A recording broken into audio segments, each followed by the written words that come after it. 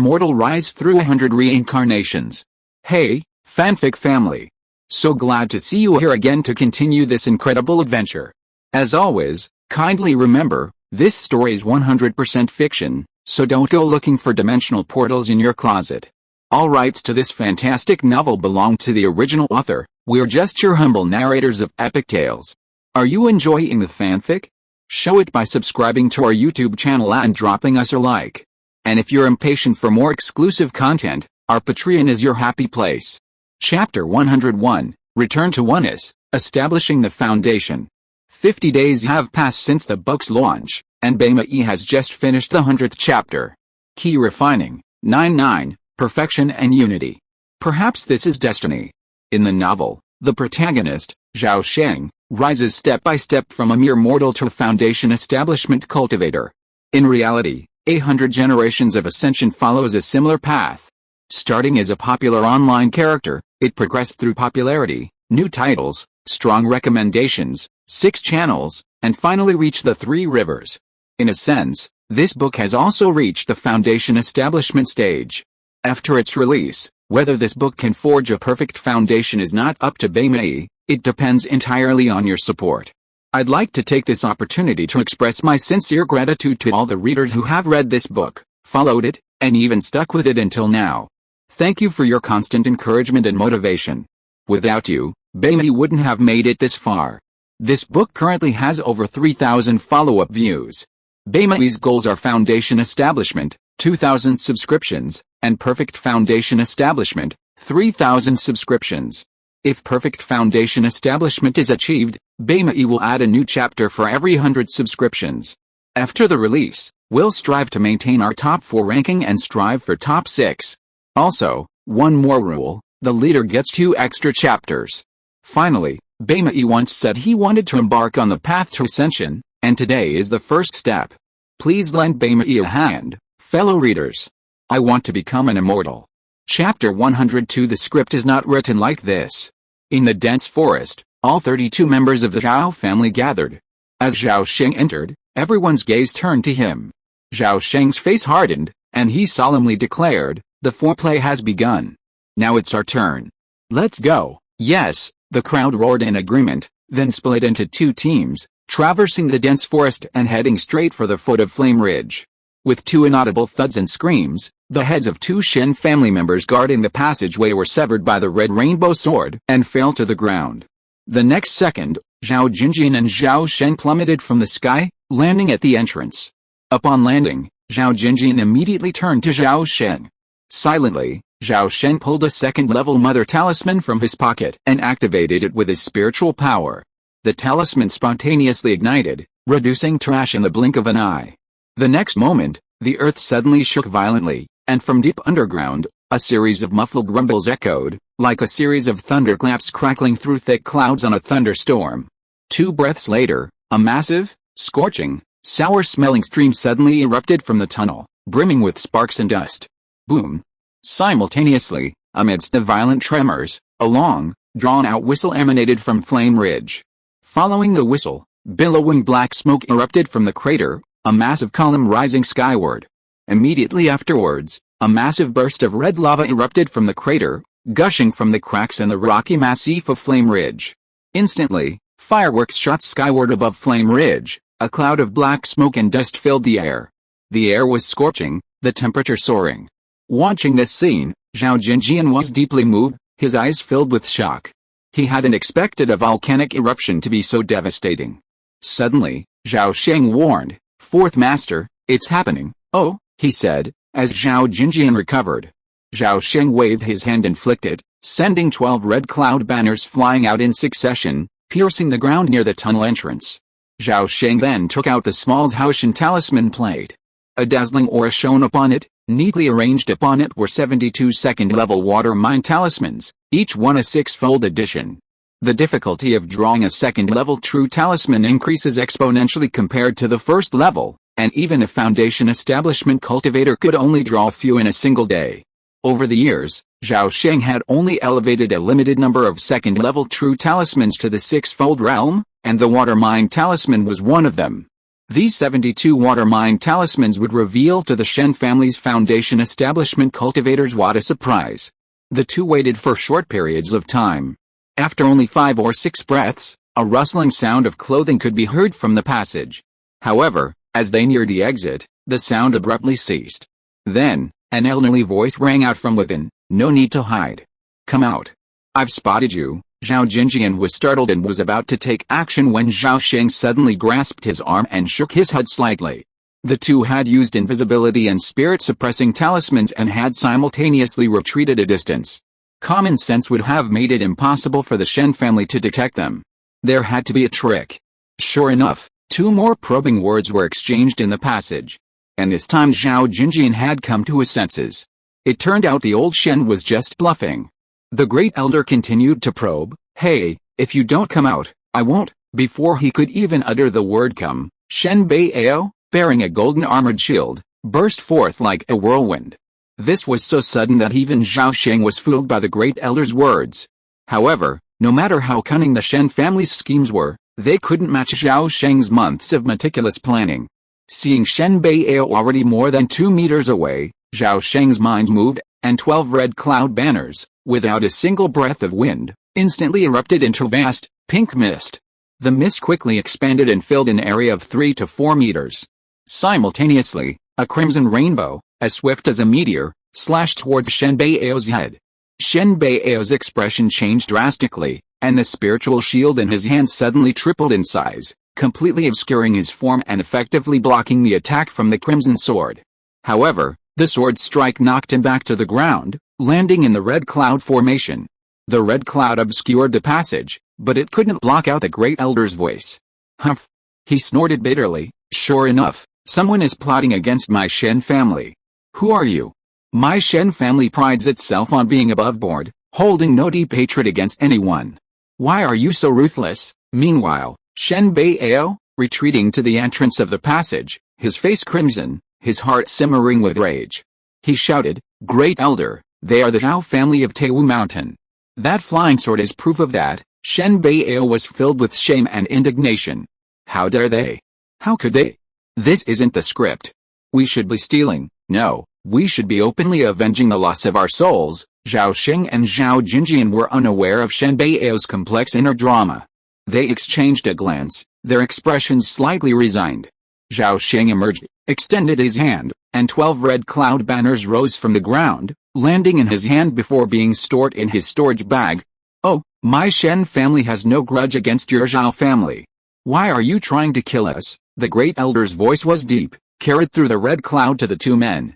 Zhao Jinjian opened his mouth, about to. No, Zhao Sheng, standing beside him, suddenly changed expression and shouted.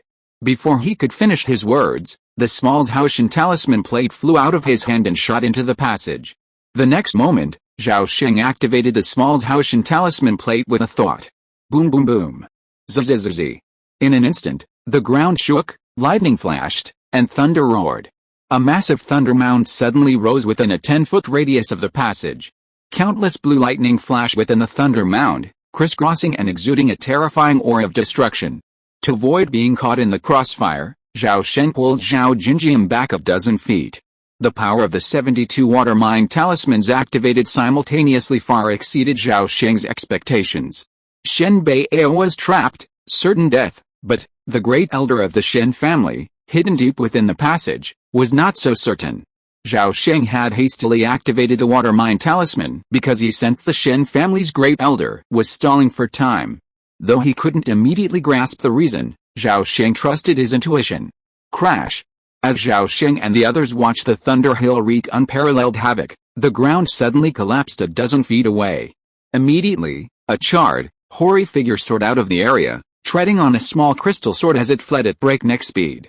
Chase! Zhao Sheng's expression changed drastically, and he immediately released his cloud boat. In a moment, the cloud boat soared into the sky, hurtling after the Shen family's great elder. On the cloud boat, Zhao Jinjian asked anxiously, "Chong, can we catch up with him?" Zhao Sheng stared at the fleeing figure in front of him and said in a solemn voice, "The cloud boat's speed is faster than the flying speed of the Foundation building vehicle. We will definitely catch up with him. In addition, this person dare not turn back to fight with us. which means he is seriously injured. This is a godsend and we must not miss it. What if he escapes into the jungle below? The jungle environment is complex. Once he escapes in, it will be difficult for us to find him. As if to confirm his words, the elder of the Shen family who was flying in front suddenly dodged and fell, and below him were endless hills and jungles. Thanks to the book friend, I love wine and sweet potatoes for the 2,000 coins reward. Baimuyi thanks you. Chapter 103, No Escape. Not good. Zhao Jinjian's face changed drastically. The bow of the cloud boat suddenly sank, plummeting rapidly downward. Meanwhile, Zhao Sheng smiled confidently. Don't worry, he can't escape. The Shen family's great elder reeked of sulfur. Even after escaping into the dense forest, he tried his best to wash away the scent. Even a lingering trace of sulfur would be untraceable to Zhao Sheng's nose. The Shen family's great elder fled into the dense forest, disappearing in the dense branches and leaves in an instant. The cloud boat surged above the dense forest, and Zhao Sheng and Zhao Jinjian quickly jumped from it, landing on the damp, soft forest floor. They were alert, their consciousness sweeping the surroundings, but aside from the lush ancient trees and vines and the rustling of insects, there was a dead silence. The Shen family's great elder had disappeared. What should we do? Zhao Jinjian summoned the scarlet rainbow sword and anxiously asked Zhao Sheng beside him. If this man escaped, there would be endless trouble. The Zhao family couldn't afford a reckless surprise attack from a Foundation establishment cultivator. Zhao Sheng said nothing. His nose twitched, quickly picking up the scent of sulfur and blood in the air. Follow me. Before he'd finished speaking, Zhao Sheng suddenly shot off toward the east of the forest.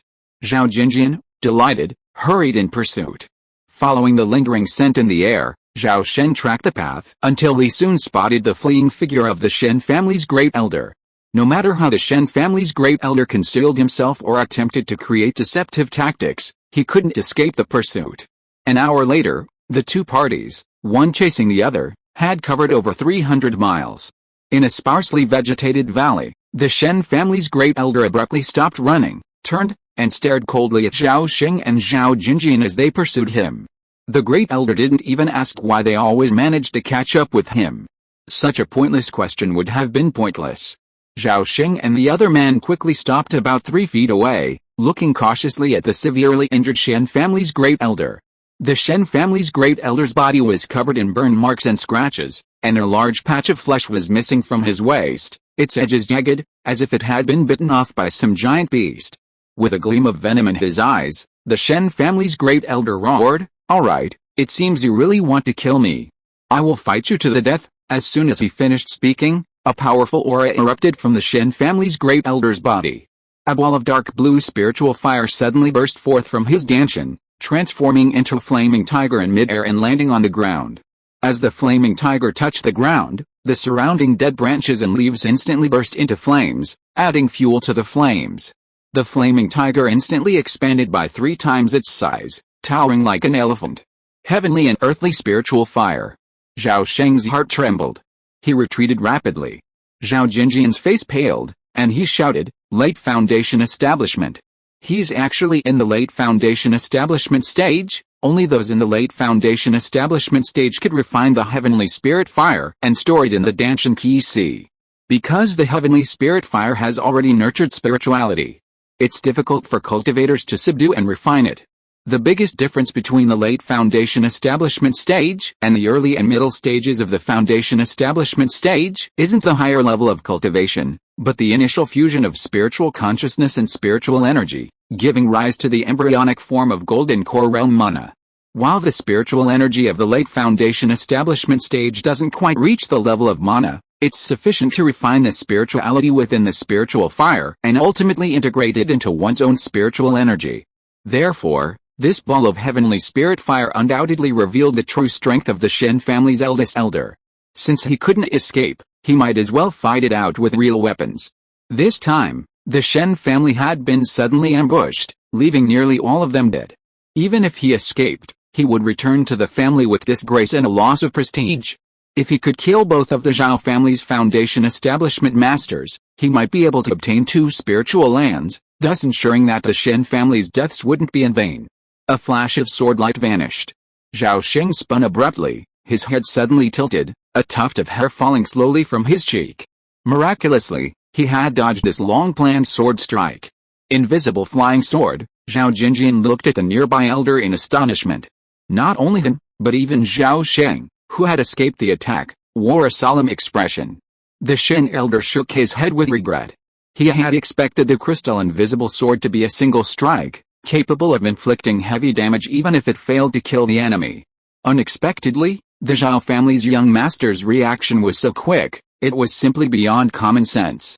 The Shen elder recalled the crystal invisible sword to his sight and said with a cold smile, "Well, today, I'll let you, the younger generation, understand the true power of the late Foundation establishment stage, Tiger Spirit, attack." Before he had finished speaking, the flaming tiger leaped up and pounced on Zhao Jinjian.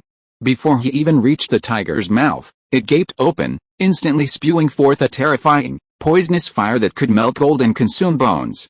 A crimson rainbow shot out from Zhao Jinjian's head, its sword energy radiating into a beam as thick as a man's arms.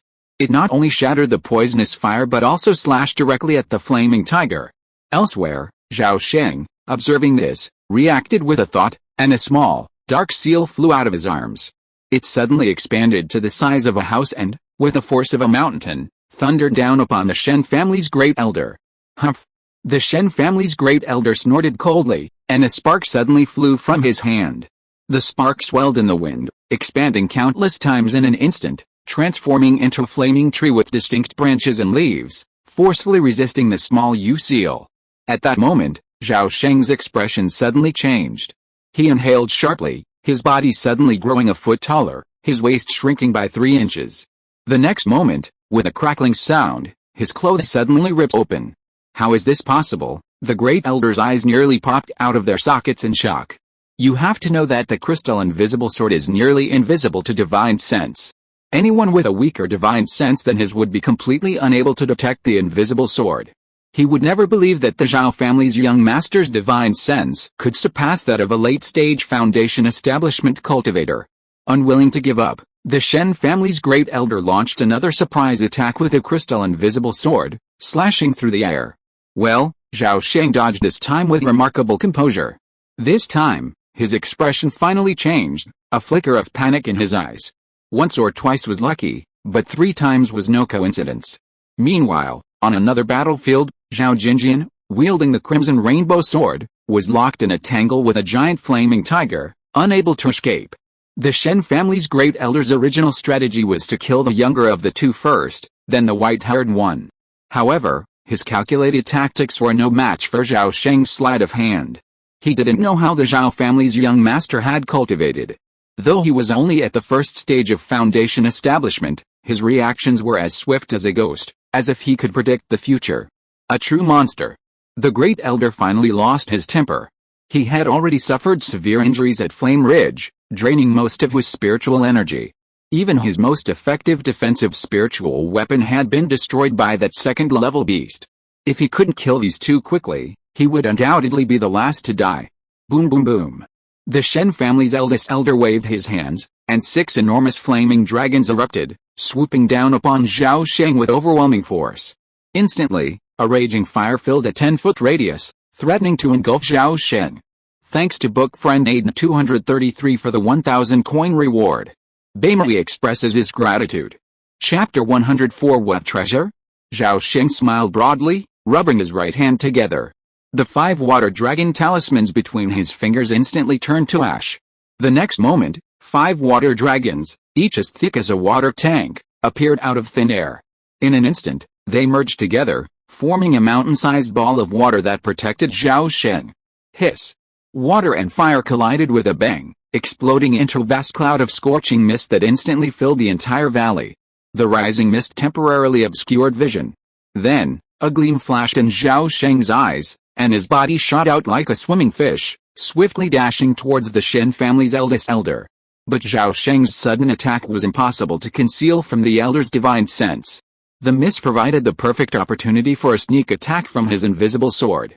The elder rejoiced, and a flicker of invisible sword flickered across Zhao Sheng's neck. However, the strike missed again. By then, Zhao Sheng had already closed within 2 feet. Swish! A layer of flame suddenly appeared on the body of the Shen family's eldest elder. The surface of the shield trembled uncontrollably as if it was hit by rain, and densely packed with tiny dots appeared on the surface. A closer look revealed wisps of mist rapidly evaporating from the outside of the shield. Zhao Sheng saw this and thought to himself that it was a pity that the Thousand Silk Sword Rain had failed to succeed in the sneak attack. The Shen family's great elder's expression darkened, and he retreated 3 steps. Looking at Zhao Sheng, who had stopped, he exclaimed in exasperation, "Good, good. I never thought a tiger in plain sight would be bullied by a dog. You, a youngster, could actually force me to this point. No wonder the Zhao family dared to plot against us. They truly underestimated you. But if you think you can keep me here this way, you're far from it." The Shen family's great elder finished his words, then took the opportunity to pull out a glowing red pill from his bosom and swallowed it. "Well, let's remember today's vengeance. One day, my Shen family will wipe out such shameless people like you." As he spoke, the giant flaming tiger had already broken free from its grip, condensing into a streak of fire that instantly swept 7 or 8 feet before sinking back into the great elder's danshan. At that moment, the Shen family's great elder suddenly withdrew, his feet flashing as he soared into the sky. "Oh no! He's trying to escape," Zhao Jinjian shouted, and the red rainbow sword soared in pursuit of the great elder. Zhao Sheng remained motionless, merely smiling faintly. The next moment, a crimson cloud suddenly descended from the sky, and the Shen family's great elder, unable to dodge, was hurled headfirst into it. The great elder's heart trembled, and he held his breath for a moment. But the peach blossom boundary was no easy task. Without even a breath, the crimson cloud seeped through his skin's pores like a living thing. The great elder soared another 2 feet higher before suddenly feeling dizzy and seeing a dazzling, phantom light. Not good. Although his spiritual awareness was powerful, he regained consciousness within a split second. In that instant, a mysterious sword light suddenly emerged from his purple mansion. This light, seemingly illusory and yet seemingly harmless, reflected in his sea of consciousness, seemed innocuous. In a split second, the sword light flashed in the great elder's eyes, and a sharp pain instantly spread throughout his purple mansion. His spiritual awareness dispersed, and his body froze. Behead. As the great elder regained consciousness, the last vestiges of the word behead faded in his ears, and an excruciating pain shot through his neck. Instantly, an overwhelming fear surged within him. He unleashed his powerful spiritual sense, sweeping across his surroundings. The great elder, horrified, watched as a headless body plummeted from the sky into the mist below. And that body was none other than his own. I, an old man, must perish at the hands of the nameless youth. I cannot resign myself to this, Pa. The great elder's corpse fell not far from Zhao Sheng. Seeing this, Zhao Sheng's tense nerves finally relaxed. At that moment, a sword rainbow enveloped the great elder's head, swiftly passing through the mist and returning to Zhao Jinjian, transforming once again into the crimson rainbow sword. Zhao Jinjian, holding the head, scurried over to Zhao Sheng's side, his face beaming with ecstasy. "Chong, we actually killed a late Foundation Establishment cultivator." Late Foundation Establishment cultivator. Haha, I never thought this day would come. Zhao Sheng reached out and recalled the Xiao seal, his spiritual artifact, and then he grabbed the fallen crystal flying sword and 2 storage bags. Turning to look at Zhao Jinjian, who was overjoyed, Zhao Sheng smiled and said, "Let's go. The last great elder of the Shen family is dead. The remaining members of the Shen family have probably been wiped out, and Flame Ridge is probably taken by now. Wait, you forgot something." Zhao Jinjian hurriedly grabbed him. As he finished speaking, the great elder's corpse suddenly erupted in a ball of dark blue flame. The flames blazed fiercely, reducing the corpse to ash in an instant. Then, a ball of dark blue spiritual fire quietly burned before their eyes, and the shadow of a tiger loomed within it. Zhao Sheng frowned, somewhat embarrassed, and said, "Fourth Master, this spiritual fire is not easy to collect. How do we get rid of it?" Zhao Jinjian pulled the spirit fire gourd from his storage bag, waved it before Zhao Sheng, and said with a smile, "I just happened to borrow this." Zhao Sheng slapped his forehead at the sight. He had almost forgotten about this treasure. Though the spirit fire gourd was badly damaged, it was still more than enough to hold a single, ownerless spirit fire. Suddenly, a crimson flame shot out from the gourd's mouth, scooping up the dark blue spirit fire and quickly pulling it into the gourd. Zhao Jinjian put the spirit fire gourd away with satisfaction, and then he and Zhao Sheng boarded the cloud boat back to Flame Ridge. Half an hour later, Flame Ridge came into view. By then, The area hundreds of miles around Flame Ridge was blanketed in volcanic ash, the sky darkening, and dark clouds billowed overhead, as if the apocalypse were approaching. Zhao Sheng piloted the cloud boat through the thick gray clouds and landed on a flat grassland 10 miles from Flame Ridge. This was the Zhao family's predetermined meeting point. As soon as they disembarked, they were surrounded by their own family members. Watching the crowd's expressions of anticipation, worry, pride, and excitement, Zhao Jinjian waved his hand and tossed the head of the Shen family's chief elder, declaring, "Fortunately, I have fulfilled my mission. The old man of the Shen family is dead." Everyone was shocked at first, then filled with ecstasy. The Shen family's chief elder's surrender meant that no member of the Shen family had escaped, signifying a resounding victory for the Zhao family in this venture. More importantly, the family unexpectedly held 2 sacred sites. It all felt like a dream. Zhao Sheng glanced at the crowd, his brow furrowed slightly, a heavy feeling welling in his heart. 32 members of the Zhao family participated in the Flame Ridge operation, yet only 30 were present at the scene. Not only were 2 missing, but 1 had been left with a lifelong disability. Zhao Keru, the leader of the group that had participated in the encirclement and suppression of the remaining Shen family members, stepped forward to offer his words of comfort. In a life and death struggle, casualties are inevitable.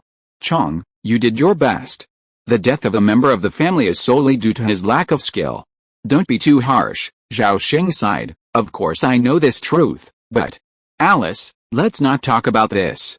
I have a treasure here, you will definitely like it when you see it. Zhao Keru quickly changed the subject and said excitedly.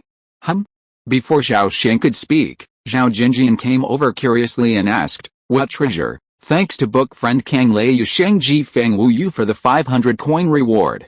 Bai Mei thanks you. Chapter 105 Divine Test. Look, what's this? Zhao Keru carefully pulled a jade box from his storage bag, opened it, and placed it before the 2 men. They looked down and saw head-sized, irregular, earth-gray stone within the box. Countless tiny cracks ripped through the stone, from which countless tiny golden flames shot forth. The entire stone was enveloped in golden flames, seemingly ablaze. Heavenly spiritual fire, stone fire, 2 exclamations rang out almost simultaneously, the first from Zhao Sheng, the second from Zhao Jinjian.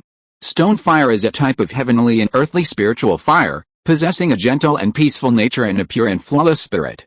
It is one of the most favored spiritual fires among alchemists and weaponsmiths. Zhao Keru exclaimed with delight, yes, it's stone fire. This volcanic eruption has spewed forth. God bless our Zhao family. It was no wonder Zhao Keru was so delighted, for he was the only one in the Zhao family most qualified to refine this stone fire. At this moment, Zhao Sheng and Zhao Jinjian exchanged a strange look. Zhao Jinjian chuckled, pulled out the spirit fire gourd, and handed it to Zhao Keru, motioning for him to take a look. The next moment, Zhao Keru suddenly shouted in exasperation, God damn it! Which thief, this wasteful old scoundrel, did this? Zhao Sheng and Zhao Jinjian stared at each other, speechless. Time flies. 6 months had passed in the blink of an eye since the battle at Flame Ridge. Rotten Peach Mountain had undergone tremendous changes in the past 6 months. Not only the 2 adjacent hills, but the central hill had been completely redeveloped. Most of the overgrown peach trees had been removed, and the rotten soil, fallen leaves, weeds, and debris had been cleared. Halfway up the mountain, a flat expanse of land, several dozen acres in size, had been cleared, and a series of brand new buildings had been erected on it, 3- and 4-story wooden buildings, tall and spacious stone houses, and even a Zhao family ancestral hall, over 5 feet tall. Further down, the building was surrounded by a blue stone wall 3 feet high and 2 feet thick. The stone wall occasionally shimmered with spiritual light, evidently containing powerful defensive barriers. At intervals along the stone wall corridor, a massive dragon-shooting crossbow, gleaming black, its sides shaped like wings, and shimmering with runes, was placed. Each crossbow was loaded with 3 arrows, each over 9 feet long. They were typically used to target large, tough-skinned monsters. The Zhao family, having annihilated 2 immortal cultivator families and temporarily occupied 2 spiritual lands, had suddenly become wealthy, and their spending naturally became lavish. The first to benefit were the immortal cultivators. Not only had each member's spiritual salary doubled, but they were also issued at least 2 magical instruments for attack and defense. Furthermore, to ensure their safety, The Zhao family spared no expense in purchasing a second-grade, top-grade defensive formation, the small four symbols formation, and 5 dragon-shooting crossbows. In the middle of the stone wall, a 10-foot-wide gate opened, connected to a 2-foot-wide stone road that extended all the way down the mountain. At the foot of the mountain, more than 20 acres of spiritual fields had just been opened up. In the fields, Zhao Shuo, sweating profusely, brandished a magical hoe that shone with spiritual light. The shadow of the hoe flew up and down, and in the blink of an eye, large chunks of hard earth and clods were broken up and quickly flattened. This morning, just as the sky was getting light, Zhao Shuo rushed to the fields and worked until the sun was almost overhead. Although very tired, Zhao Shuo did not feel the pain at all. Instead, he felt more and more motivated as he worked. This was because 2 acres of this spiritual field belonged to him. Although he was not an immortal cultivator, his son was. These 2 acres of spiritual fields would become their family's ancestral heritage in the future. Decades later, Zhao Shuo could proudly point to this sacred field and tell his descendants, "Look, this is the legacy my grandfather laid. Centuries from now, he might be gone, but his descendants would surely remember a mortal ancestor named Zhao Shuo who had shed blood and served the family." Zhao Shuo was working diligently. Suddenly, a wooden kite descended from the sky, and a young man leaped out. He ran up to Zhao Shuo and excitedly called out, "Dad, Uncle Seventh wants to see you. Come with me." The young man's name was Zhao Zuneng, Zhao Shuo's son, born with 4 spiritual roots. A month ago, Zhao Zuneng's cultivation had reached the 3rd level of key refining, and he was subsequently sent to Rotten Peach Mountain. "Oh, Zuneng, why does the clan elder want to see me?" Zhao Shuo paused, a look of astonishment. Zhao Zuneng pulled Zhao Shuo toward Muin, saying as they walked, "I don't know why Uncle Seventh suddenly wants to see you. But it can't be a bad thing." Half a minute later, in a stone chamber, Zhao Shuo encountered Zhao Sheng, who was drawing a talisman. "Wait a moment," Zhao Sheng said, his brush moving with unstoppable speed. With each repetition, the talisman's surface glowed more and more dazzling. A moment later, a 19-fold hydrotherapy talisman instantly took shape, circles of intense light suddenly emanating from its surface. Bang! Zhao Sheng snapped his fingers, and the spring breeze and rain talisman flew out, landing precisely in Zhao Zuneng's arms. "Anger, you go out first. I need to talk to your father." "Yes, Uncle Seventh." Zhao Zuneng joyfully exited the room, leaving Zhao Shuo alone, standing nervously, staring at the family elder. Zhao Sheng's spiritual sense swept over Zhao Shuo's body, sensing the pure and powerful boundless ki within him. He nodded in satisfaction and said with a smile, "You've truly achieved the innate state. Zhao Shuo, if I remember correctly, you're under 50. Zhao Shuo replied cautiously, "Elder, I'm 43. Zhao Sheng felt even more satisfied. He took out 3 booklets and handed them to Zhao Shuo, saying, "Our family possesses 3 great innate cultivation techniques, the infinite divine art, the 9 swords of breaking the law, and the 9 transformations of the cloud dragon. These 3 volumes record my refinements and insights into these 3 techniques. Take them back and read them. If you have any questions, come here every month on this day to ask me." "Okay, you may leave now." Zhao Shuo left the stone chamber with mixed feelings. He hadn't expected the elder to summon him to teach him the technique. Yes, in Zhao Shuo's mind, this was simply a matter of imparting skills.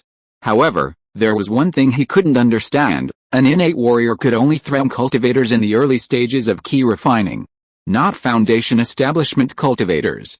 But why was the clan elder so focused on martial arts, seemingly taking it very seriously? Zhao Sheng naturally wouldn't reveal his true intentions to Zhao Shuo. Reincarnation offers many advantages, one of which is the abundance of time. So much so that Zhao Sheng can experiment with any idea. For example, he could help Zhao Shuo break through to the divine realm.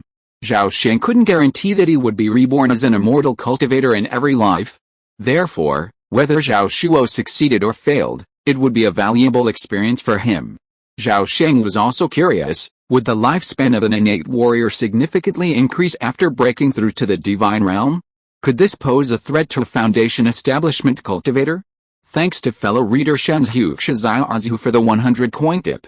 Thanks to fellow reader Cakes and Fengzi for the 100 coin tip. Thanks to fellow reader 20220315231129706 for the 100 coin tip. Baimuyi thanks you. Chapter 106 Covering the Sky and the Sun. In the mines of Wuming Wild Lake, Zhao Sheng raised his spirit fire gourd. A stream of pale purple spiritual fire, as thick as a child's arm, continuously erupted from the gourd's mouth.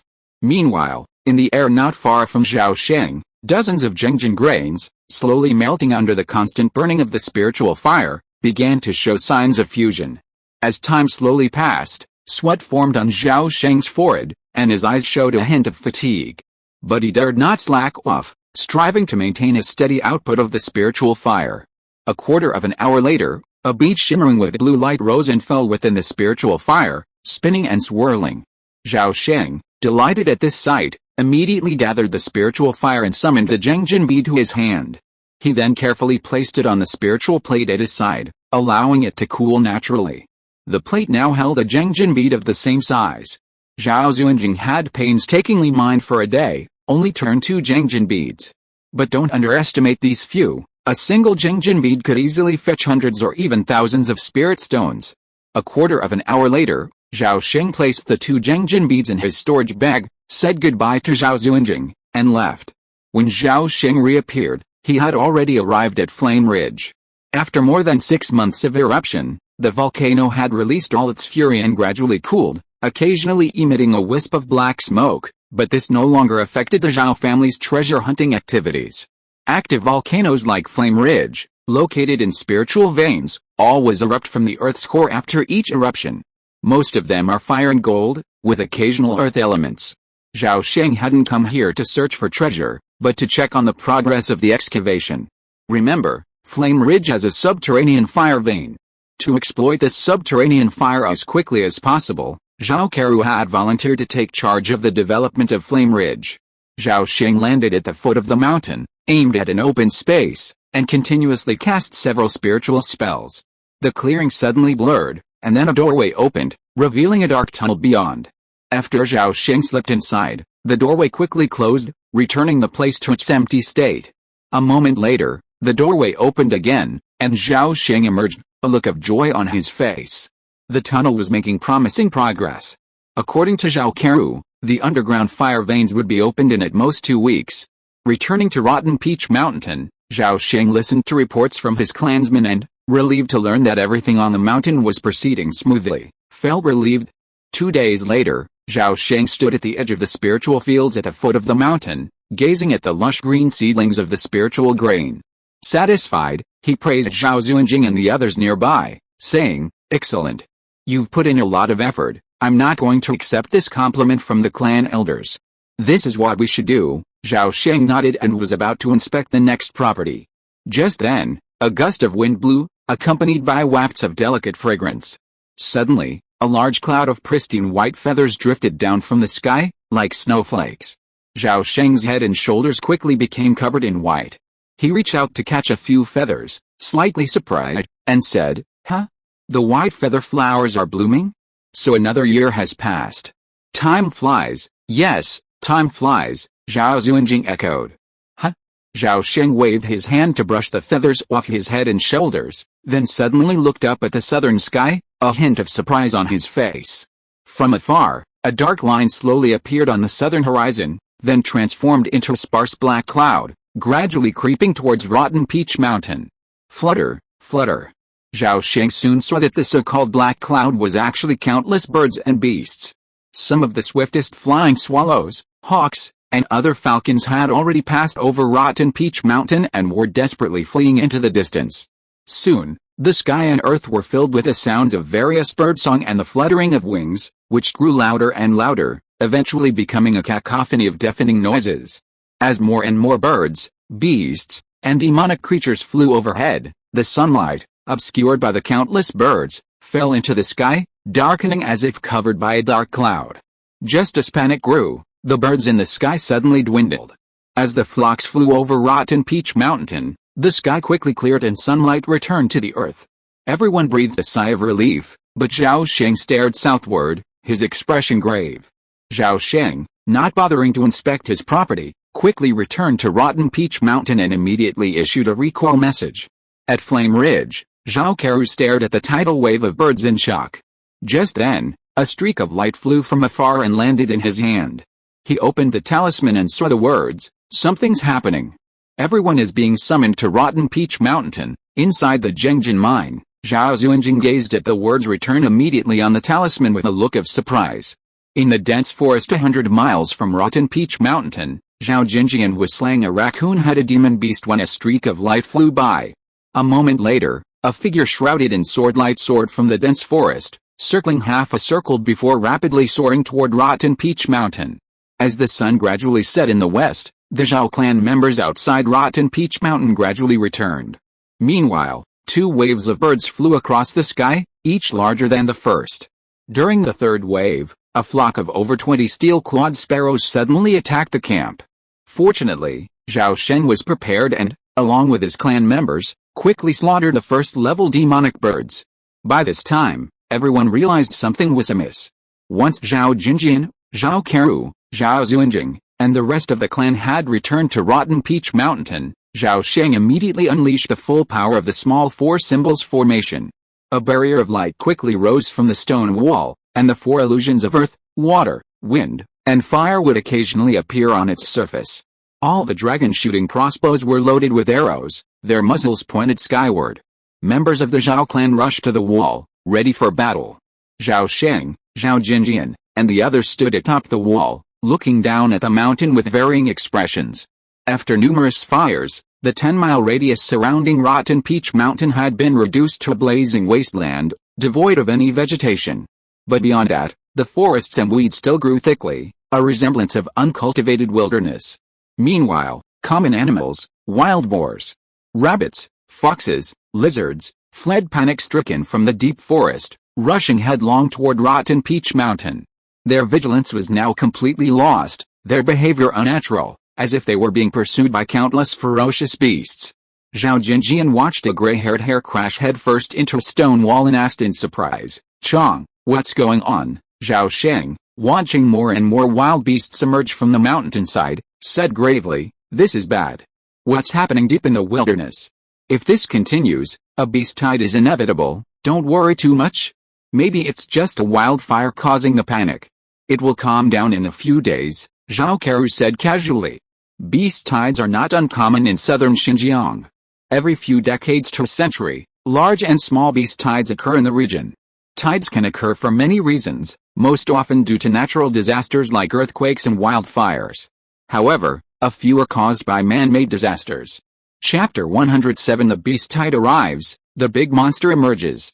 At this moment, Zhao Sheng and the others were unaware that a massive beast tide, the likes of which occurs only once every few centuries, was rapidly building under the manipulation of a certain transformed demon. The tide would grow like an avalanche, soon engulfing the 7,000-mile desolate land. As Zhao Keru finished speaking, dozens of demonic wolves, each half the height of a man, leaped out of the dense forest 10 miles below the mountain. Led by their leader, they formed a large circle, baring their fangs and howling wildly as they drove the beasts below towards Rotten Peach Mountain. Zhao was surprised by the demonic wolves' apparent hostility. Normally, as long as they were not provoked, the demonic wolves wouldn't harbor such strong hostility towards humans. "I'll handle it," Zhao Jinjian said, shrouded in sword light, and soared down the mountain, his red rainbow sword striking directly at the leader. "I'll go help too," not wanting to be outdone, Zhao Keru, carrying the spirit cauldron, also flew down the mountain. A mere pack of first-tier demonic wolves was no match for the 2 Foundation establishment cultivators, and were quickly slaughtered. However, before anyone could rejoice, a massive black-scaled python, over 10 feet long, emerged from the dense forest. Its fist-sized pupils swelled with bloodshot, its core lurching and spitting out its serpentine color, its massive head pointed at Zhao Keru, who was closest to it.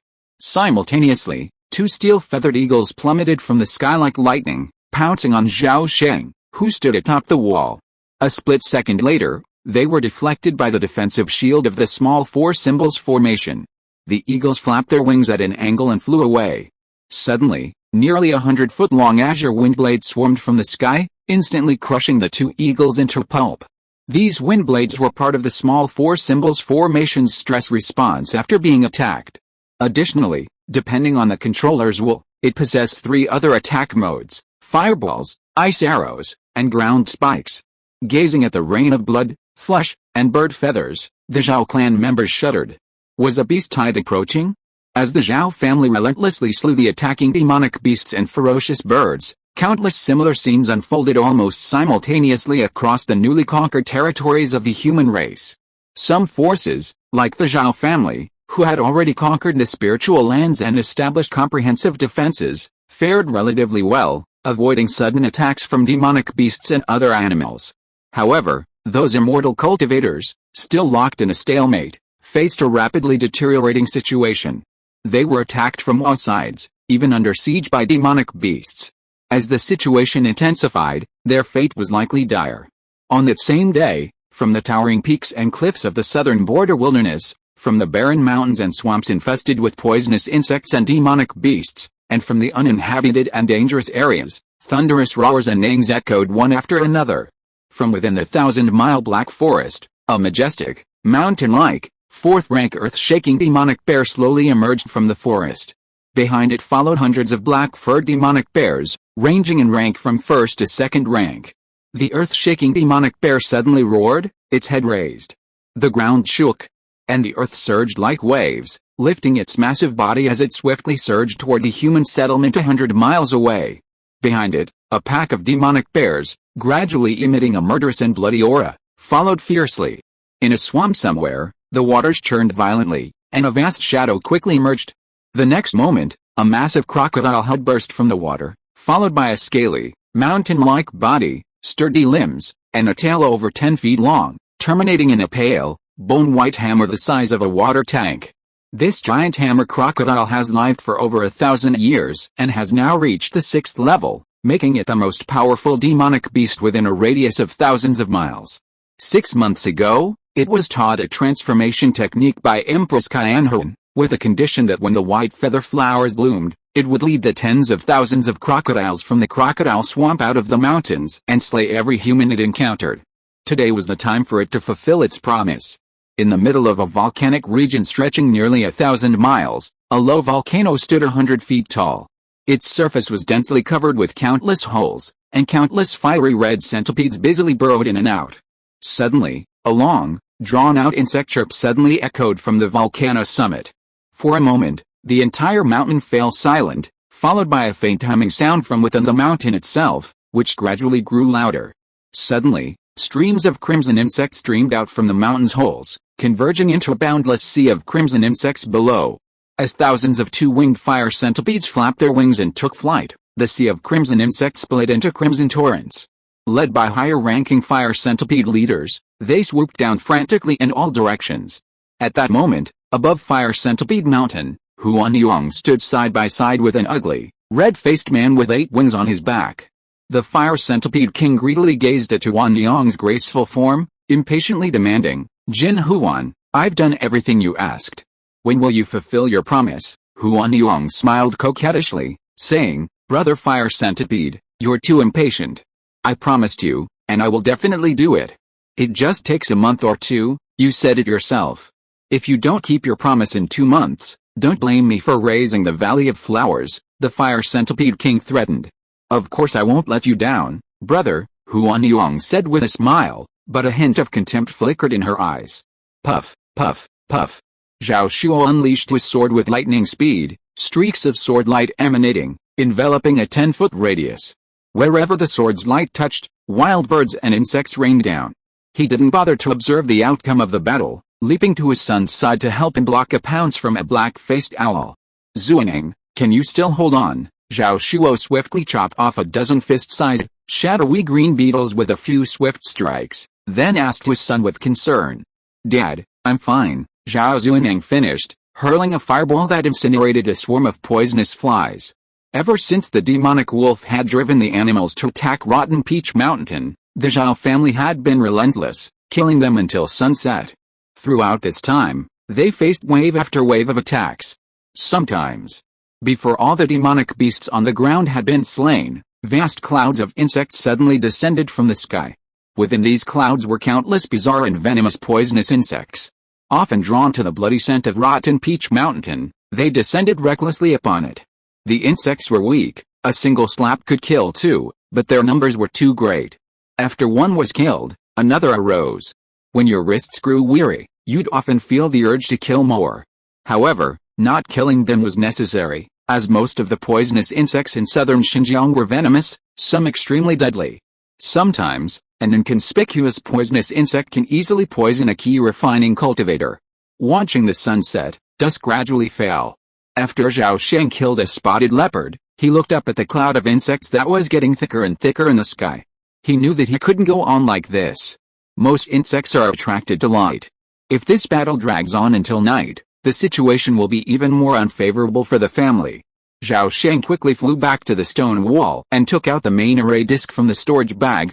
He poured his spiritual power and consciousness into it, and the array disc suddenly shone brightly. At the same time, the defensive light shield in the air quickly condensed, and the demon insects that could have penetrated were immediately blocked out. The next second, countless white flames suddenly appeared on the surface of the light shield, and suddenly the white flames quickly expanded into a blazing fireball as big as a head. Boom boom boom. Chapter 108 Vision. Boom boom boom. Countless blazing fireballs shot out, plunging deep into the insect cloud before exploding with a resounding explosion. Instantly, countless white flames rapidly spread from the insect cloud, igniting vast swathes of it into vast balls of flame, illuminating the surrounding dark sky. After this ultimate burst, the brightness of the defensive shield quickly dimmed, beginning to flicker unsteadily. Although this attack eliminated most of the insects, Zhao Sheng knew it was only a temporary solution, not a permanent one. It wouldn't be long before the demonic insect swarm returned, as the poisonous insects in southern Xinjiang were inexhaustible. As for using formations to block the insect cloud, Zhao Sheng didn't even consider it. Facing an endless onslaught of insects, even if the family had spiritual minerals, the Zhao family couldn't afford the full power of a second-level formation all day and all night. The formation was excellent, but it consumed too many spiritual stones. With a wave of his hand, 12 red cloud banners instantly flew out, each section evenly piercing the wall. Upon witnessing the scene, all the clan members, needing no prompting, immediately gathered around Zhao Sheng. Once all the clan members had returned, Zhao Sheng, with a single thought, caused the red cloud banner to move without a breeze, and a vast, sweet, pink mist to dissipate in an instant, enveloping the entire stone wall. Retreat. Everyone, take shelter in the cave for now, Zhao Sheng commanded, and everyone, including Zhao Jinjian, without even asking why, immediately pulled away from the stone wall and retreated to the cave. Once everyone had left, Zhao Sheng deactivated the formation and extinguished all lights. After applying the invisibility talisman and the soul-suppressing talisman to himself, he quietly retreated into a stone chamber and observed the situation from the shadows. Soon, a drizzling rain of insects began to fall from the sky. Countless insects, attracted by the fragrance of the peach blossom miasma, swarmed into the red cloud like moths to a flame. Meanwhile, the wild beasts and demonic beasts gathered below the mountain also rushed to the top of the wall, trampling over piles of corpses. Under the influence of the hallucinating red cloud, they engaged in a desperate battle, a scene of utter bloodshed and brutality. Given such a powerful weapon, why didn't Zhao Sheng use it at first? The reason was that while the red cloud was remarkable, it wasn't infinite. As time passed, the air thickened with the stench of blood, and the ground was covered in layers of flesh and blood, growing thicker and taller, until it was almost level with the 30-meter-high stone wall. Correspondingly, the red cloud was being consumed, its concentration gradually fading.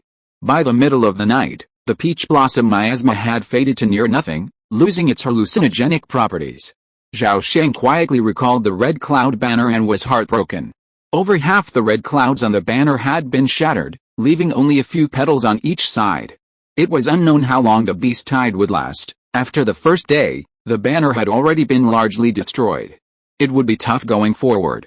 With daybreak, the insect cloud gradually dissipated, leaving only a few surviving demonic beasts, and even fewer ordinary animals, completely destroyed. A faint sword shadow flashed by. Swish! A waterfall of blood suddenly erupted from the neck of a two-tailed black tiger. The wounded monster collapsed to the ground with a thud, twitching a few times before dying. Puff, puff, puff, the invisible sword transformed into a formless ghost, ruthlessly reaping the lives of each monster. Exhausted, some severely wounded, their senses were diminished, and they barely had time to react before the invisible sword took their lives. However, there were exceptions. 2 second-tier monsters escaped. 1. A golden-armored giant python, possessed formidable defense, its golden scales blocking the invisible sword's blow. The other, a second-tier winged falcon, reacted with lightning speed. Before the invisible sword could strike, it vanished in a flash, reappearing 100 feet in the air. The golden-armored giant python raised its head high, its tongue spitting out as it sensed its surroundings, but it could not detect Zhao Sheng's presence. The second-tier monster python suddenly swung its body, its thick tail slamming into the stone wall. Bang, bang, bang, its tail lashed out like a divine whip, and instantly, the ground shook, tearing deep furrows. Flesh and blood flew everywhere, and countless cracks appeared in the stone walls. A moment later, the golden-armored python destroyed 7 or 8 houses in a row. Having vented its anger, it suddenly stretched and twisted its body, swiftly darting down Rotten Peach Mountain and disappearing into the boundless forest. After a while, confirming the python's departure, Zhao Sheng breathed a sigh of relief and emerged from the shadows. He hadn't noticed until the golden-armored python displayed its formidable power. Only then did Zhao Sheng realize it was approaching the 3rd stage, the equivalent of a 9th-level foundation establishment cultivator. Even the entire Zhao family combined would be no match for it. After sending a communication talisman, Zhao Sheng, looking upon the horrific scene of corpses and blood, felt a surge of worry. The fighting had been so intense in just one day, surely it would be even more brutal to come? Most importantly, was the beast tide over? Zhao Sheng, lost in thought, tossed fireballs onto the mountain of beast carcasses and insects. He was burning the corpses to prevent the smell of blood from spreading and attracting more monsters and insect swarms. A moment later, Zhao Jinjian and Zhao Keru, leading their tribesmen, arrived quickly. Upon witnessing the horrific scene, everyone gasped, with several younger members turning extremely pale and nearly vomiting. After a brief moment of shock, Zhao Jinjian and the other older tribesmen quickly set to work. The dead monsters were dragged aside, and their useful parts, fur, claws, scales, and eyes, were removed. The remaining scraps were burned along with the insect carcasses and other common animals. Soon, black smoke billowed from Rotten Peach Mountain, resembling a volcanic eruption. The sun broke through the mist and gradually rose to the zenith. The air for dozens of miles around Rotten Peach Mountain was filled with the aroma of meat and the stench of burning. Zhao Sheng felt a sense of relief that the herd was only 1/10 the size of yesterday's, and the insect cloud had also decreased significantly. On the 3rd day, the beast herds and insect swarms dwindled significantly. Everything seemed to be moving in a positive direction, as if the beast tide had passed. On the 4th day, the sky was gloomy, with dark clouds gathering, threatening rain. But contrary to the gloom, Zhao Sheng was in a remarkably good mood. After 3 days of fighting, only one member of whose clan had died, far exceeding his initial expectations. This success was largely thanks to Zhao Keru. A few days before the beast tide, Zhao Keru had fortuitously crafted a batch of Sheng Sheng pills, harnessing the power of the stone fire. Sheng Sheng pills are a second-tier elixir that primarily heals wounds, providing a vast supply of pure vital energy. As long as the soul remains intact, even the most severely injured body can sustain the victim's final breath for a full day. However, Zhao Sheng's good mood was short-lived, quickly shattered by a sudden, bizarre phenomenon on the horizon. Looking into the distant sky, a faint red hue appeared, then a deep crimson hue. The crimson color then spread toward Rotten Peach Mountain, gradually swamping the dark clouds. If you are listening to this novel on a channel other than Fanfic World, it means it was downloaded and re-uploaded without effort. We warmly invite you to visit our channel, Fanfic World. There you will find the original version of this story and many other novels of various genres. We look forward to seeing you dive into a world of incredible novels. Chapter 109, Fire Centipede Tide and Uninvited Guests. Zhao Zuneng, shoveling blood from the stone wall, occasionally glanced up and suddenly caught sight of the crimson vision. Startled, he pointed in that direction and exclaimed, "What's that?" Hearing this exclamation, everyone looked up and saw the strange sight in the sky. Then, as if a thought struck Zhao Jinjian, his face darkened as he shouted, "Fire centipedes! It must be a swarm of fire centipedes! Everyone, hide in the cave! It's too late! Hurry!" Seeing this, the Zhao family members didn't need another reminder. They dropped their work and fled for the cave at top speed. The cave was the most heavily defended area in Rotten Peach Mountain and a place the Zhao family had prepared for disaster relief. After everyone quickly evacuated the stone wall, Zhao Jinjian saw Zhao Sheng still standing there, gazing at the crimson clouds to the south. Chong, run. Don't you know how powerful the fire centipedes are? Zhao Sheng pointed south, his face grim. Fourth master, there's someone in the cloud, fleeing towards us. Zhao Jinjian looked up, his face suddenly livid. At that moment, the cloud of fire centipedes, a swarm of them, was approaching Rotten Peach Mountain. Within the cloud, a small area stood out, for a desperate battle was raging there. From all directions within the boundless cloud, countless fire centipedes with crimson armor and red fangs swooped down frantically on a medium-sized cloud boat, over 20 feet long. The boat's hull, decks, and cabins, every exposed surface, was already covered in fire centipedes. These terrifying insects had a voracious appetite, devouring nearly anything. The spiritual wood that comprised the boat's main structure was harder than steel, but in the fire centipede's jaws, it was like a crisp potato chip, a single bite shattered a piece. In a short while, the boat was riddled with holes and dents. No, no, on the first deck, Jin Gang cried out, blood-drenched, his body slumped against the wall, his face etched with despair. Across from him, a dozen fire centipedes, each over 7 feet long and sporting 2 blood-red wings, stared at him with emotionless eyes, as if they were a lamb to be slaughtered. Don't come over here, but his fate was already sealed. Suddenly, a dozen fiery red streaks roared and mercilessly pounced on him. Then, a series of crunching sounds rang out. Soon, the fire centipedes quietly dispersed, leaving only a pool of blood. On the other side of the cloud boat, some people were still holding out. Seeing the number of people dwindling, Zhao Sheng couldn't help but curse, fuck. It's no use. Run, brother, where are you going? Liu Donghe, despite his age, could now hear the faintest hint of tears.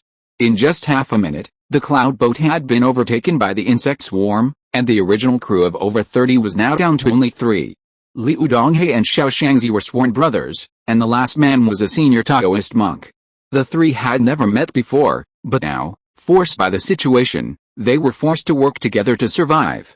Faced with the insect swarm, even though they were Foundation establishment cultivators, they could not hold out for long. Gazing at the overwhelming frenzied fire centipedes, they all felt a surge of despair. Just then, Zhao Sheng suddenly shouted in ecstasy, fuck. We're saved. Look down there, there's someone. The other 2 looked in the direction of the sound. Through the gaps in the insect cloud, they saw a large man-made structure perched atop a mountain amidst the vast green forests and mountains below.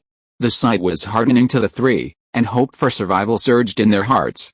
Run! Before he could finish his words, Zhao Sheng's face suddenly turned from white to red, a crimson so red it looked like blood.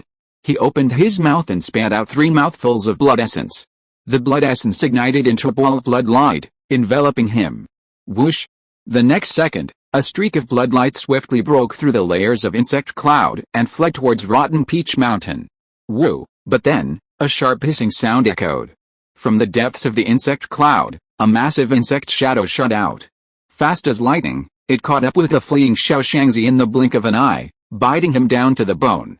Ah! Zhao Sheng let out a short, painful cry, then fell silent. A perfect opportunity. At that moment, a fierce glint flashed in the eyes of the Taoist priest wearing a high hat, and he suddenly flung a scient spiritual flame at Liu Donghe. The spiritual fire surged in a second, and Liu Donghe instantly transformed into a blazing fireman. Ah! Fire centipedes are fire-attributed demonic insects, naturally drawn to the spiritual fires of heaven and earth, not to mention the smell of human flesh. Taking advantage of the temporary attraction of the surrounding fire centipedes, the Taoist priest with a high hat swiftly leaped from the cloud boat, wielding an emerald bamboo staff and charging with all his might towards Rotten Peach Mountain. On Rotten Peach Mountain, Zhao Jinjian and Zhao Sheng gazed at the incoming tide of insects, their expressions grim. At that moment, in the southern sky, a figure enveloped in emerald light was rapidly flying toward Rotten Peach Mountain, closely pursued by a vast cloud of crimson insects. I'll lead them away. Zhao Jinjian suddenly summoned the scarlet rainbow sword and was about to fly away. Zhao Sheng hurriedly grabbed him, shook his head, and said gravely, it's too late, and you can't lead the fire centipedes away. His words were absolutely true. Despite the incineration, Rotten Peach Mountain was still littered with blood and flesh, and the air was thick with the stench of blood. To the fire centipede demons, Rotten Peach Mountain was like a giant cake, constantly emitting an alluring aroma. It was impossible for Zhao Jinjian to lure it away simply by saying so. Damn it, Zhao Jinjian roared furiously, anxiously demanding, what should we do now? The insect tide won't stop at Rotten Peach Mountain. We're only facing a small portion. Try to buy time until the tide passes, then make your plans. Where's that man? Zhao Jinjian pointed fiercely at the rapidly approaching old Taoist wearing a high hat. Zhao Sheng narrowed his eyes slightly, hiding the fierce gleam in his eyes. He sneered, haha, invite him into the cave first. What? Zhao Jinjian blurted out, but quickly realized his mistake. The cave's location wasn't secret. A Foundation establishment cultivator could easily find it with a simple scan. Rather than shutting the old Taoist Gao Guan out, it would be better to invite him to hide in the cave temporarily. First, it would prevent him from becoming desperate. Second, against the insect swarm, more strength meant a greater chance of survival. Third, leaving a Foundation establishment cultivator in the cave would make it easier. In just a few words, the old Taoist Gao Guan had already fled in front of the two men. He was in a state of extreme distress, his hair, beard, and robe completely corroded by the fire poison. His flesh and blood were a mess, and the white bones were faintly visible from the deep wounds. Fellow Daoists, flee quickly. The fire centipede is about to catch up. Don't panic, follow me. Zhao Sheng waved at him, then turned and flew towards the cave. Zhao Jinjian looked at the Taoist Gao Guan expressionlessly, nodded at him, and then flew away on his sword. Seeing this, the Taoist Gao Guan was overjoyed and quickly followed. Thanks to the book friend King Lei Yu Sheng Ji Feng Wu Yu for the 1,500 coin reward. Thanks to the book friend Want to Go to Heaven's Clown for the 1,500 coin reward. Thanks to the book friend Qing Zhou Bujian Shan for the 500 coin reward. Thanks to the book friend Yi Lian Sai Gao for the 500 coin reward. Thanks to Liao Shizhen Xiang for the 300 coin reward. Bai Mei thanks you. Chapter 110, A Strange Move. As a cloud of insects, teeming with ferocity, swooped down on Rotten Peach Mountain, Zhao Sheng, Zhao Jinjian, and the Taoist Gao Guan rushed like a whirlwind into a stone cave nestled in the valley. They swiftly traversed a passage some 13 or 14 meters long, soon emerging into a spacious stone cavern. Inside, Zhao Keru stood before his tribesmen, his face radiating with joy at Zhao Sheng's safe return. But upon seeing the Taoist Gao Guan's figure, his expression changed slightly, and he lifted the 9 extinguishing cauldron, gathering the spiritual energy from his danshan. The situation was so critical that Zhao Sheng had no time to explain. As soon as he emerged, he shouted to Zhao Xuanjing, who was standing by the passage, Xuanjing, collapse the passage. Zhao Xuanjing reacted with remarkable speed. As soon as Zhao Sheng finished speaking, he pressed his hands against the stone wall beside him, and a flood of yellow light from his hands poured into the earth and stone. Crack! Boom! In the 13-14 foot long passage, countless cracks suddenly appeared on the stone walls, rapidly growing longer and deeper, followed by a shower of rubble. In just 2 breaths, with a roar of crashing and shattering, the entire passage collapsed, sending countless rubble cascading down, burying the cave deep underground. At the moment the passage collapsed, a 2-winged fire centipede narrowly escaped the cave entrance, only to be struck by a powerful gust of air that suddenly blew out of the cave, sending it stumbling and nearly falling to the ground. The fire centipede's appearance seemed like a signal. The next second, countless crimson fire centipedes suddenly rained down from the sky. They surged like a tide, instantly engulfing the entire mountain top. Buzz! In an instant, Rotten Peach Mountain was covered like a creeping red carpet, with the figures of fire centipedes everywhere. As soon as these terrifying insects landed, they devoured everything around them, the blood-stained soil, the bits of flesh and bones trapped in the grass and cracks in the rocks, even the magic circles on the stone walls. A thick layer of soil was visibly eaten away, and the trees and buildings were engulfed by countless fire centipedes. Soon, nothing was left but rubble. Meanwhile, in front of the stone cave, hundreds of 2-winged fire centipedes, led by a 4-winged fire centipede, unleashed streams of slimy fire poison at the rubble blocking the cave. Hiss, hiss, hiss. As soon as the stone was coated with the fire poison, it blackened and corroded as if doused with aqua regia. Soon, thick black smoke billowed, and the stone quickly melted and collapsed. For a moment, the air was filled with black smoke and a disgusting, sour smell. Elsewhere, after the passage collapsed, Zhao Xuanjing, without Zhao Sheng's command, immediately patted the stone wall. The next second, A yellow light flashed on the stone wall, and he was suddenly pulled into the earth and stone. But soon, Zhao Xuanjing emerged from the ground again. His expression was slightly fearful, and he anxiously shouted to Zhao Sheng, "Seventh uncle, the fire centipede is corroding the tunnel outside. It won't be long before it rushes in." With these words, everyone panicked. In this critical moment, Zhao Sheng's mind raced, recollecting any information he could find about the fire centipede. Suddenly, as if struck by a thought, he spoke decisively, "Everyone, do as I say. Quickly move all the stored monster meat, fur, and bones here." As soon as he finished speaking, the panicked crowd immediately gained momentum and immediately followed Zhao Sheng's instructions. Soon, a mountain of red and black flesh had risen in the center of the cave, strewn with the fur and bones of various monsters. After this, Zhao Jinjian, while watching the Taoist priest Gao Guan, couldn't help but ask, "What should we do next?" Zhao Sheng forced a grim smile. "Down below. Let's hide." Then, under his command, everyone quickly retreated to the storeroom on the lowest level of the cave. With the presence of Master Architect Zhao Xuanjing, the cavern had already been transformed into numerous chambers with various functions. Hiding in the storeroom, Zhao Sheng rapidly channeled his spiritual energy, condensing a large amount of clear water while warning, "Those skilled in water magic, follow my lead." Remember, the fire centipede dislikes water. Everyone suddenly realized what was happening and excitedly unleashed various water-based spells. With their combined efforts, the storeroom was quickly flooded. Meanwhile, an iceberg, mixed with earth and rocks, sank into the water. In its center, a narrow space was occupied by the group. If they still couldn't escape this disaster, Zhao Sheng had one last trick up his sleeve. Remember, Zhao Xuanjing and Zhao Jin, combined, possessed the earth escape ability, allowing them to stealthily escape with up to 2 people. But Zhao Sheng wouldn't resort to this strategy until the very last moment. Elsewhere, the collapsed passageway melted a tunnel in a flash. Countless winged fire centipedes rushed into the cavern. Upon seeing the mountain of flesh in the center, they instinctively pounced on it, devouring it with relentless abandon. The meat mountain descended at a visible speed until it finally vanished. Having devoured the meat, the fire centipedes began scurrying through the cavern. A moment later, fire centipedes appeared in every chamber. However, they detected no sign of anyone. Meanwhile, several fire centipedes ventured into the cavern's lowest level. But upon seeing the chilly water, they retreated in fear, hissing twice before retreating. The fire centipedes, with their low intelligence, quickly lost their patience and, unable to find anyone, their instincts to forage took over. Time passed, and the number of fire centipedes in the cave dwindled.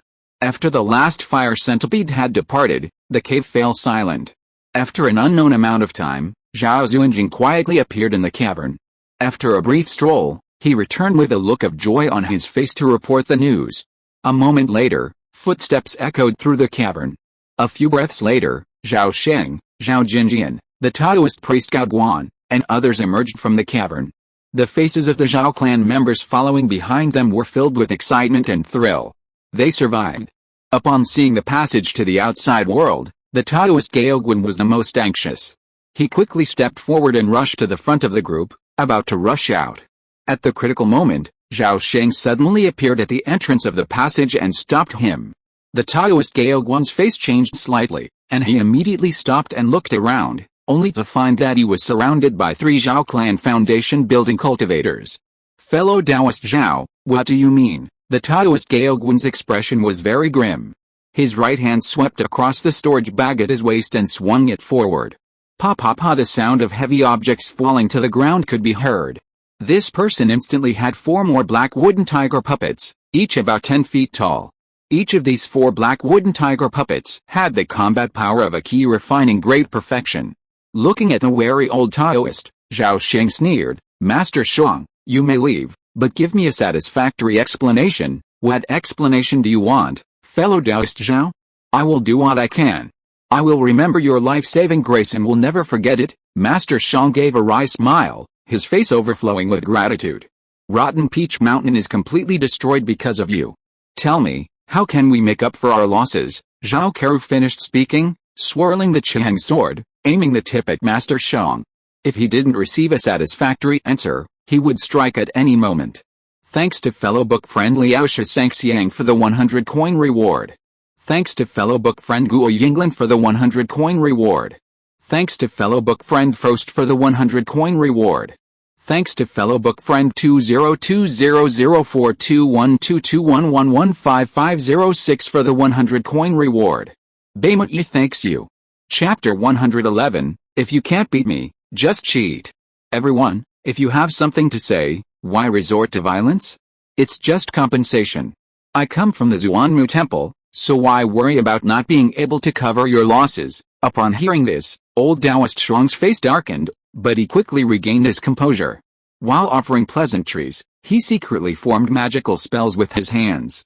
Suddenly, the 4 Xuanmu tiger puppets opened their ruthless eyes, their bloody mouths yawning in an instant, and spewed out several beams of light as thick as bowls. These beams, like long white streamers, fiercely shot towards Zhao Sheng's chest and abdomen. Simultaneously, he took a step back and flicked his right hand forward.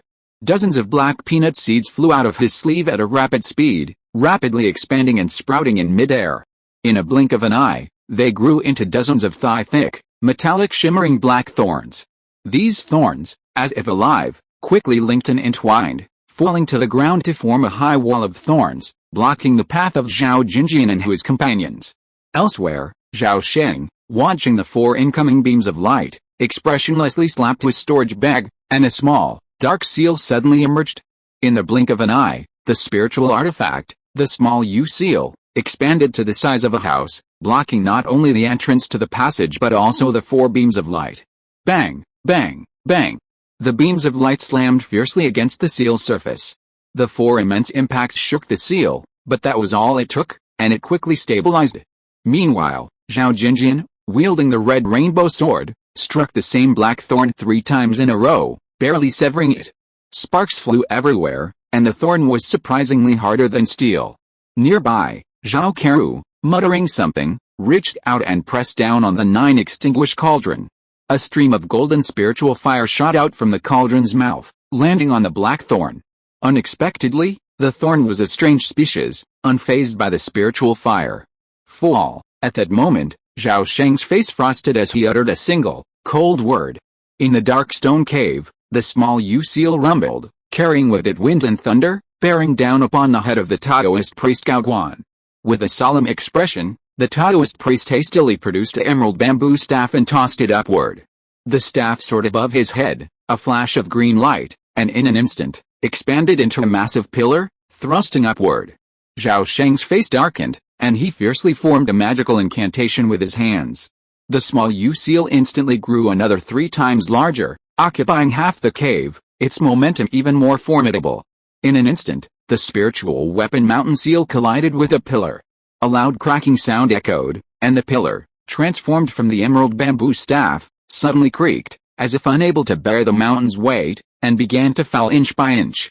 Witnessing the incredible power of the small U seal, the Taoist priest Gao Guan began to panic. With both hands flashing green light, he pressed them against the pillar, then desperately channeled spiritual energy into it, attempting to enhance its power. But at that moment, a crimson rainbow suddenly flew in from afar, its dazzling sword light instantly illuminating the dim surroundings. Seeing the head about to be severed, the old Taoist with a high hat exclaimed in exasperation, "Good. You forced me to do this." As soon as he finished speaking, he bit his tongue and violently spat out a mouthful of blood from the tip of his tongue, spraying it onto the giant pillar before him. The pillar instantly shone brightly, temporarily halting the downward momentum of the Xiao seal. Simultaneously, the old Taoist with a high hat spat out 4 more mouthfuls of blood onto the heads of the 4 tiger puppets. The blood rapidly seeped into the puppets' bodies. Roar, roar, roar. The 4 black wood tiger puppets glowed brightly crimson. 2 of them suddenly raised their heads, their jaws wide open, and spewed out 2 even thicker beams of light with a faint red glow.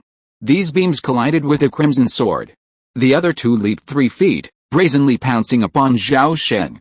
Good. Zhao Sheng's pupils suddenly shrank. With a thought, a spiritual fire gourd flew out from his waist, and from its mouth suddenly burst a giant lavender flaming tiger. This flaming tiger was the product of the fusion of 2 celestial spiritual fires, a mutated fire spirit born, its power rivaling that of a Foundation establishment cultivator. After landing, the flaming tiger shook, instantly splitting into 2 smaller tiger spirits. These, one on the left and one on the right, charged forward. In an instant, the four tigers engaged in a fierce battle. Old Taoist Sheng, vomiting several mouthfuls of essence and blood, turned utterly pale. He felt no match for the three Foundation establishment cultivators. Seeing no way out, he felt extremely frustrated and regretful. While still breathing, he immediately produced a green talisman and began chanting. As he chanted a mysterious incantation, the talisman gradually glowed with a dazzling green light, and within this glow, the shadow of a jade knife emerged. Upon seeing this, Zhao Sheng's face darkened, and the invisible crystal sword in his hand suddenly stopped firing. A third-tier treasure talisman. As he spoke, Zhao Sheng's right hand swept across his storage bag, and the tortoise-shell talisman instantly fell into his palm. A third-tier treasure talisman is of the same tier as a treasure talisman, and their power is similar. However, the difference is that a treasure talisman can be used multiple times, while a treasure talisman can only be used once. Taoist Sheng clutched the treasure talisman and swallowed 7 or 8 colorful elixirs while fiercely threatening, "Stop, everyone. Otherwise, I'll activate the divine sword talisman, and many will die. If you want to die, come on." Seeing Zhao Sheng and the others hesitate, he quickly added, "I only want to save my life. How about we stop now?" Zhao Sheng immediately declared, "Taoist Sheng, if you want to stop, you must first stop these tiger puppets. Stop." Despite Taoist Sheng's words, the 4 Xuanmu tiger puppets quickly retreated to his side, fiercely guarding him. Zhao Sheng's mind moved, and the Xianwu seal sword, hovering above the cave ceiling. The 2 tiger spirits merged into one, blocking Zhao Sheng's path. Seeing this, Zhao Jinjian retracted the Chiheng sword. Zhao Keru, on the other hand, seemed oblivious, continuing his struggle with the black thorns. But from the curious expression on his face, it can be seen that Zhao Keru must have made some new and interesting discovery. Knowing that he was in the wrong, Sheng Laodao saw that everyone stopped, and immediately said tactfully, "I am very grateful to you all for saving my life a few days ago. If you have any conditions, just ask." Why start a fight right away? Zhao Sheng's mind moved, and he immediately made a request, "As long as you promise to serve my family for the rest of your life, we will let you go." Sheng Laodao was stunned when he heard this, and soon smiled with an ugly face. "Friend Zhao, are you serious?" "Of course I am serious, as long as you swear a great oath against your inner demons." Zhao Sheng nodded, his expression not joking at all. "Okay, I will swear a great oath against my inner demons now." Sheng Laodao readily agreed, and then swore an oath solemnly. "Fellow Taoist Zhao, I finished my heart demon oath. What do you think?" Zhao Sheng shook his head and said coldly, "Master Sheng, do you think we're fools? Without the blood of my heart, the heart demon oath is as good as not being made at all. Haha, if you hadn't told me, I would have forgotten. I'll just say it again." Master Sheng spat out a mouthful of blood and repeated his oath again, word for word. This time, he spoke very slowly. Halfway through the oath, Zhao Jinjian suddenly shouted, "No, he's stalling for time.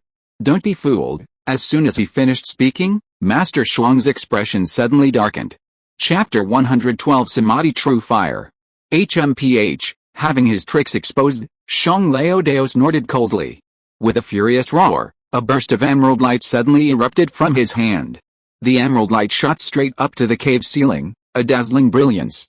A small emerald knife emerged from the light, instantly transforming from virtual to real, growing from a small object to over 10 feet long. Simultaneously, an extremely sharp pressure suddenly emanated from the blade, stinging everyone's eyes and causing them to scramble to avoid the blade's light. "Cut!" Sheng Laodao spat out a single word coldly, waving his hand in a downward slashing motion. As soon as the words left his mouth, the emerald knife suddenly glowed with light. With incredible speed, it appeared above Zhao Sheng's head like lightning, then slashed down with the force of thunder. At this critical moment, Zhao Sheng's eyes shone with divine light, and bullet time instantly activated. In an instant, the world slowed down countless times. The divine knife, once as fast as lightning and with the force of thunder, slowly fell inch by inch before his eyes. But the overwhelming force of the blade's radiance made Zhao Sheng feel as if the air had turned to glue. He struggled but found it impossible to move, and even trying to dodge was too late. Yet, Zhao Sheng remained unfazed. In bullet time, his thoughts and reactions were at least 30 times faster than those of an average person. He even had time to glance up and observe the shape of the emerald blade overhead. Only when he saw the blade less than 3 feet from his head did Zhao Sheng calmly begin to think. In an instant, the tortoise-shell talisman, long poised in his palm, activated. Zhao Sheng could clearly see a black light emanate from his hand. After reaching overhead, it condensed into a massive shield, pitch black and resembling a tortoise shell. A giant, one-horned tortoise emerged from the shield's surface, fearlessly charging towards the falling emerald blade. With a resounding boom, the dazzling light of the explosion stung Zhao Sheng's eyes. The moment he turned his head, the world returned to normal. Boom! As the swords and armor clashed, a blinding flash of light suddenly erupted above the cave. A whoosh! A sudden strong wind whipped through the cave, a powerful gust of air roaring and echoing through the air. Simultaneously, a large section of the cave's roof collapsed, raining down countless rocks of all sizes, and filling the cave with smoke and dust. Xiang Laodao's face sank, unable to believe his ultimate move had been blocked. Seeing his hopes dashed, he was horrified, yet determined to fight to the death. With a single thought, the 4 black wood tiger puppets simultaneously lunged towards the passageway. At that moment, the onslaught of smoke and dust made Xiang Laodao blink unconsciously. The moment he opened his eyes, a figure suddenly appeared beside him. When, just as Xiang Laodao wondered, a familiar voice suddenly rang in his ears. "It's over." Before the words had even finished, Xiang Laodao felt a sharp pain in his head, as if a needle had been driven deep into his brain and violently stirred. The next moment, he was dead. Zhao Sheng spat out a mouthful of blood, then casually pulled back the invisible sword, shook off the brain matter from it, and stored it in his storage bag. To ensure Xiang Laodao's death, Zhao Sheng unleashed 3 consecutive bullet-time attacks, overwhelming his body with a massive overload that barely exceeded its limits and inflicted minor internal injuries. Bang, bang, bang. Without Xiang Laodao's spiritual power and divine control, the 4 black wood tiger puppets ceased their attacks, and the jade bamboo staff fell to the ground, rolling to Zhao Sheng's feet. As Zhao Sheng bent down to retrieve the spiritual weapon, Zhao Jinjian and the others broke through the thorn wall and arrived. "Huh? He's finally dead." Zhao Jinjian breathed a sigh of relief upon seeing Xiang Laodao's body on the ground, its brains spilling out. "Yet, dead as hell," Zhao Sheng said nonchalantly, playing with a jade bamboo staff. At this moment, Zhao Keru suddenly crouched down silently, reaching out to search Xiang Laodao's body. "Uncle Ru, what are you looking for?" Zhao Sheng asked curiously. Zhao Keru quickly found a dark green storage bag, and after probing into it with his spiritual sense, he suddenly looked overjoyed. He quickly stood up, and suddenly on his right hand there appeared a strange withered vine that was as thick as a thigh and more than 3 feet long. The surface of the withered vine was charred black, like black charcoal, but at the top of it was quietly burning a green flame as big as a fist, which looked very magical. "What is this? Could it be another kind of spiritual fire of heaven and earth?" Zhao Sheng felt very strange. In the past, the family had tried their best to get the spiritual fire of heaven and earth, but could never get it, but now the spiritual fire appeared one after another. Zhao Keru was very happy and said proudly, "This is the fire in the wood." Only when Zhao Sheng heard it was wood fire did he understand why his uncle was so excited. In the Xianzhu realm, there are many types of spiritual fires, the most numerous and common of which are those of the 5 elements, wind, thunder, and ice. Above spiritual fires are called true fires or true flames, such as the famous Samadhi true fire and Golden Crow true flame. Let's not mention anything else, just talk about Samadhi true fire. Samadhi true fire, also known as Golden Core true fire, is a fusion of 3 spiritual fires, wood fire, stone fire, and sky fire. It has the divine power to purify spiritual energy and assist in the condensation of the golden core. Any foundation establishment cultivator who refines Samadhi true fire has a significantly increased chance of advancing to the golden core stage, generally exceeding 30%. Zhao Sheng immediately became excited because the family already had stone fire. If they were lucky enough to obtain sky fire, the 3 fires would then combine to produce Samadhi true fire. It is foreseeable that the Zhao family will very likely give birth to golden core true person. This is what Zhao Sheng thought, but it does not represent Zhao Keru's thoughts. Zhao Keru's thoughts were simple. He was excited not because the Samadhi true fire could aid in forming an elixir, but because it was the true fire every alchemist coveted. In the Xianzhu realm, at least half of the alchemy masters achieve the Grandmaster level by refining the Samadhi true fire. At this moment, Zhao Jinjian also realized what was happening, a smile of delight on his face. Compared to the wood fire, the spiritual artifact puppet was nothing. Even the loss of rotten Peach Mountain was nothing. Just as the three were rejoicing over the wood fire, members of the Zhao clan, hiding in the back cave, heard no movement from the front and sent someone to investigate. Upon seeing Shang Lao Dao's death, they immediately rushed out. Seeing this, Zhao Keru cautiously stored the wood fire in his storage bag. Too many people could easily leak information. The clan had already gathered the secrets of the two spiritual fires, and they absolutely could not let them out. The allure of the Samadhi true fire was too great, even a golden core true master would be tempted to seize it. The Zhao family followed a passage opened by the fire centipede and walked out of the cave.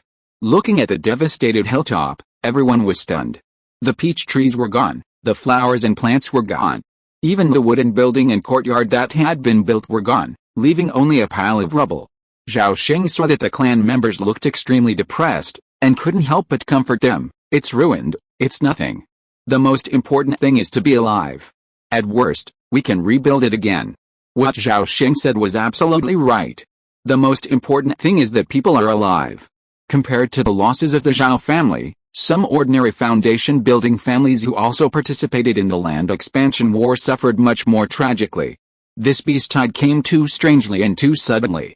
In just 1 or 2 days, it swept across the 7,000 miles of the wasteland. With a large-scale and continuous attacks of waves of monsters, beasts, birds, insects, etc., many immortal cultivation families were caught off guard and suffered heavy casualties.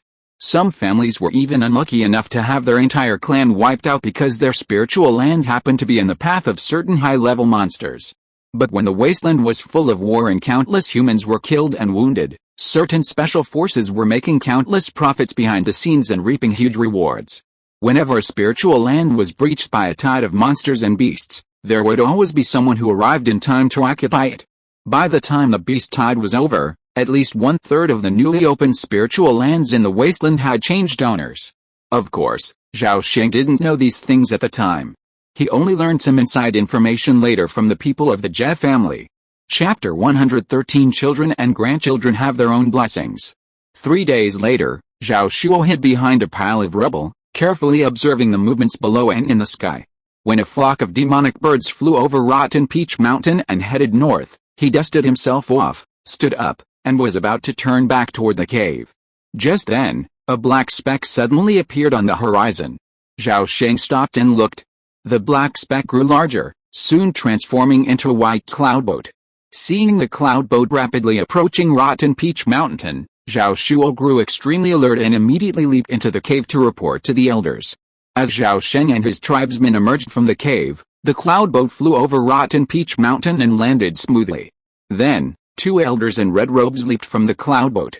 One was tall and thin, the other round-faced, and they unabashedly exuded the aura of those at the foundation establishment stage. Zhao Sheng, Zhao Jinjian, and Zhao Keru exchanged glances, each radiating the aura of those at the foundation establishment stage.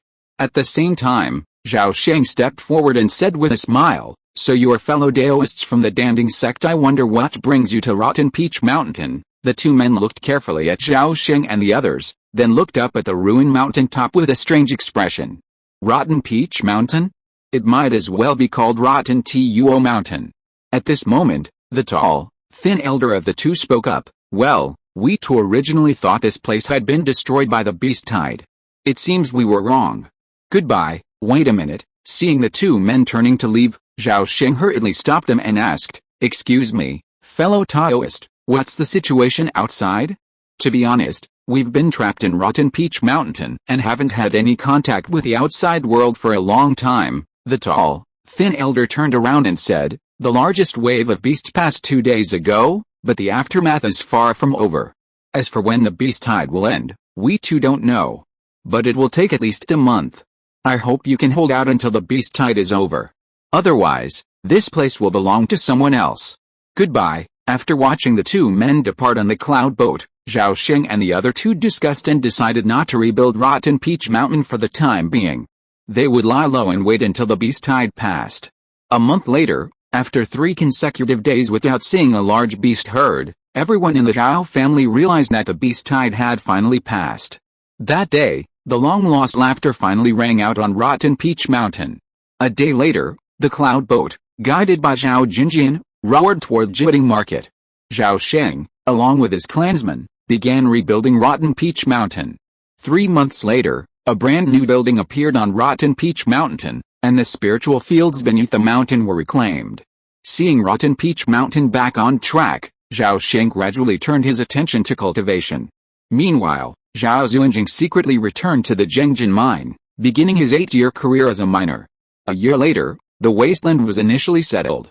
The Jade Leaf Patriarch reappeared in the outside world and announced to the major sects that Zhuhuang Ridge would be renamed Jinyu Valley.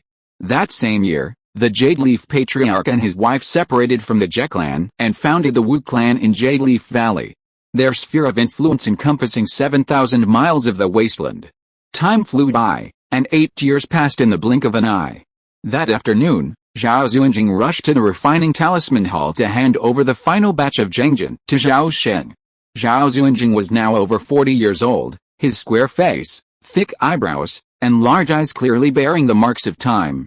This appearance, coupled with his giant-like physique, gave him an air of immense majesty and righteousness. In the talisman refining hall, Zhao Sheng gazed at the handful of Zhengjin in his palm, a trace of melancholy crossing his face. "Alice, it's gone. By the way, have you found the Tebe Gold Essence?" "No. I've been searching for a month, searching 3 times, and I haven't found it. I suspect the so-called Tebe Gold Essence is just a legend, or perhaps it vaporized upon landing, or perhaps the spirit of the divine object is hiding from me," Zhao Xuanjing speculated with a look of doubt. "Forget it. If we can't find it, then we can't find it. Maybe we are just unlucky." Zhao Sheng put away the Zhengjin and asked, "Has the mine been dealt with?" "Seventh uncle, the entire mine has been filled in, and it is guaranteed that outsiders will not find any clues." After Zhao Sheng nodded, he suddenly asked again, "Xuanjing, which one do you think is better, Landau Mountain or Teiwu Mountain?" Zhao Xuanjing's face turned bitter when he heard this. He scratched the back of his head and habitually pretended to be stupid. "Seventh uncle, such a big thing as choosing a spiritual land has to be decided by the elders. I, a junior, just have to obey orders." After hearing this, Zhao Sheng laughed and scolded, "You kid is getting more and more slippery. You don't tell me a word of truth, and you just say some nonsense to fool me. Tell me, what do you think?" Zhao Xuanjing smiled sheepishly, then couldn't help but spill the beans. "If you ask me, Teiwu Mountain and Landau Mountain each have their merits. Teiwu Mountain's advantage lies in its tranquility and stability, while Landau Mountain has great potential for development and excellent geographical conditions. Furthermore, Patriarch Ui has just reached the nascent soul stage. Barring an unexpected demise, this part of the wilderness can enjoy stable development for at least 2,000 years." Although Zhao Xuanjing didn't say it directly, his words clearly showed his optimism for Landau Mountain's future. His sentiments coincided with Zhao Sheng's, but the majority of the Zhao family sided completely with Teiwu Mountain. Zhao Xuanan was the most resolute, and even Zhao Jinjian was convinced by him. As for Zhao Keru, he stood neutrally in the middle. Zhao Xuanan was the patriarch of the Zhao family, and if he insisted on choosing Teiwu Mountain, Zhao Sheng wouldn't be able to object. Seeing his seventh uncle lost in thought, Zhao Xuanjing was about to quietly withdraw when he was stopped again. "How's Flame Ridge going?" Zhao Xuanjing said quickly. "The underground fire chambers are already built. The Jie family said they reserved 2 for us." Zhao Sheng nodded silently, deeply pleased with the Jie family's generosity. The Zhao family's limited resources made it impossible for them to simultaneously possess 2 spiritual sites. So, 3 years ago, he had instructed Zhao Xuanan to give Flame Ridge to the Damsheng Jie family. Although no demands were made at the time, the Jie family clearly had no intention of taking advantage. These 2 underground fire chambers were the Zhao family's greatest reward. Not to mention the family's own use, if they were rented out, the annual rental income for each underground fire chamber would be at least 1 or 2,000 spirit stones. While not much, it would be a long-term benefit. "Seventh uncle, if you're alright, I'll be out first." "Wait, there's one more thing. You've reached the 9th level of key refining, right?" Zhao Sheng said, gazing at him intently. Zhao Xuanjing smiled innocently and nodded. "Seventh uncle, nothing can hide from you. I just got promoted 2 days ago." "Great. Xuanjing, you've really given me a big surprise. I thought I'd have to wait another 2 years, but now it seems I can't delay any longer." Zhao Sheng stood up, walked around his nephew, and exclaimed in admiration. "Seventh uncle, do you mean returning to Xianzhou Mountain?" Zhao Xuanjing said, as if realizing something. Well, the environment in the secret residence is more suitable for you. Staying in Rotten Peach Mountain will only greatly delay your cultivation. You know, the sooner you try to establish your foundation, the better it will be for you. With that, Zhao Sheng immediately ordered him to pack up and return to Xianzhou Mountain as soon as possible. When he heard that seventh uncle was also leaving, Zhao Xuanjing asked in surprise, "You're not going to care about things here anymore?" "No, let Zuanan worry about it. Children and grandchildren will have their own blessings. I can take care of things for one life, but how can I take care of things for generations to come?" With that, Zhao Sheng seemed to have put down a heavy burden, and his whole body was filled with relief. Zhao Xuanjing didn't quite grasp the meaning of Zhao Sheng's words, but he could see that his seventh uncle was clearly intending to let go. "If that's the case, I'll go back and prepare immediately, and say goodbye to my mother while I'm at it." Seeing that Zhao Sheng had made up his mind, Zhao Xuanjing stopped talking. He was a pure-hearted man, lacking Zhao Xuanen's obsession with power.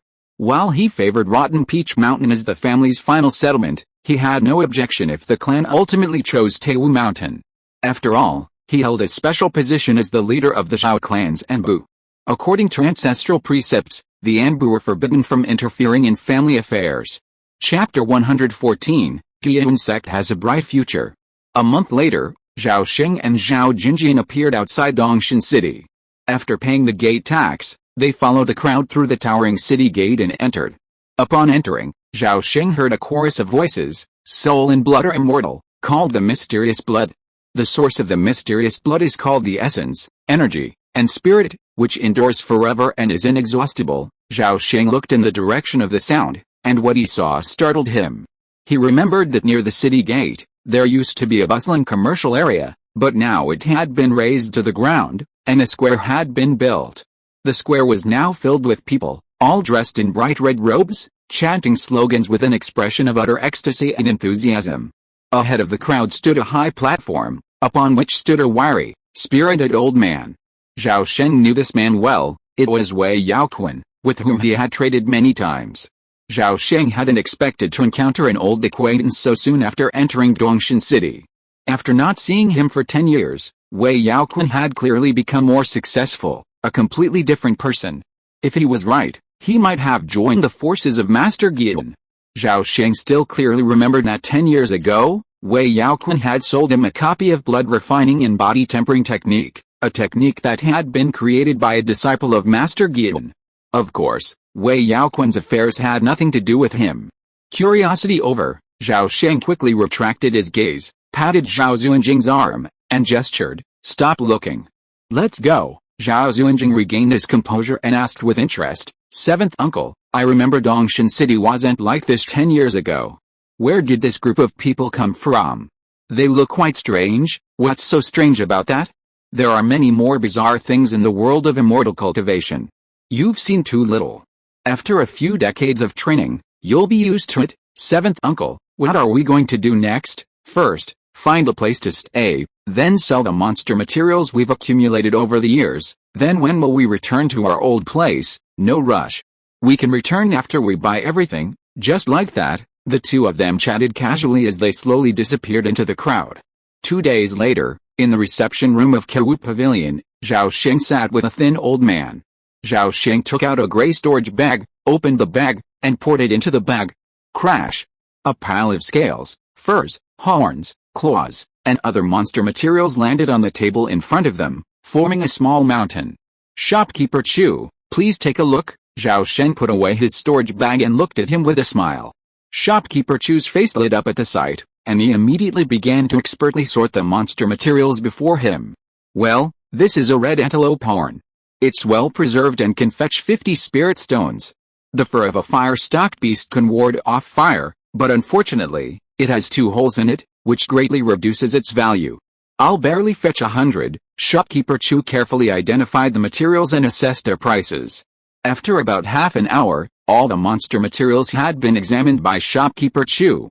Setting down the last piece of scale, Shopkeeper Chu smiled and said, "Senior Zhao, if I'm not mistaken, you're from southern Xinjiang." "That's right." Shopkeeper Chu has a good eye. Zhao Sheng nodded. This batch of monster materials represents the Zhao family's accumulated inventory over the past few years, as they couldn't fetch the same price in southern Xinjiang. This time, Zhao Sheng had brought him to Dongshan City with him. "Senior, you're too kind.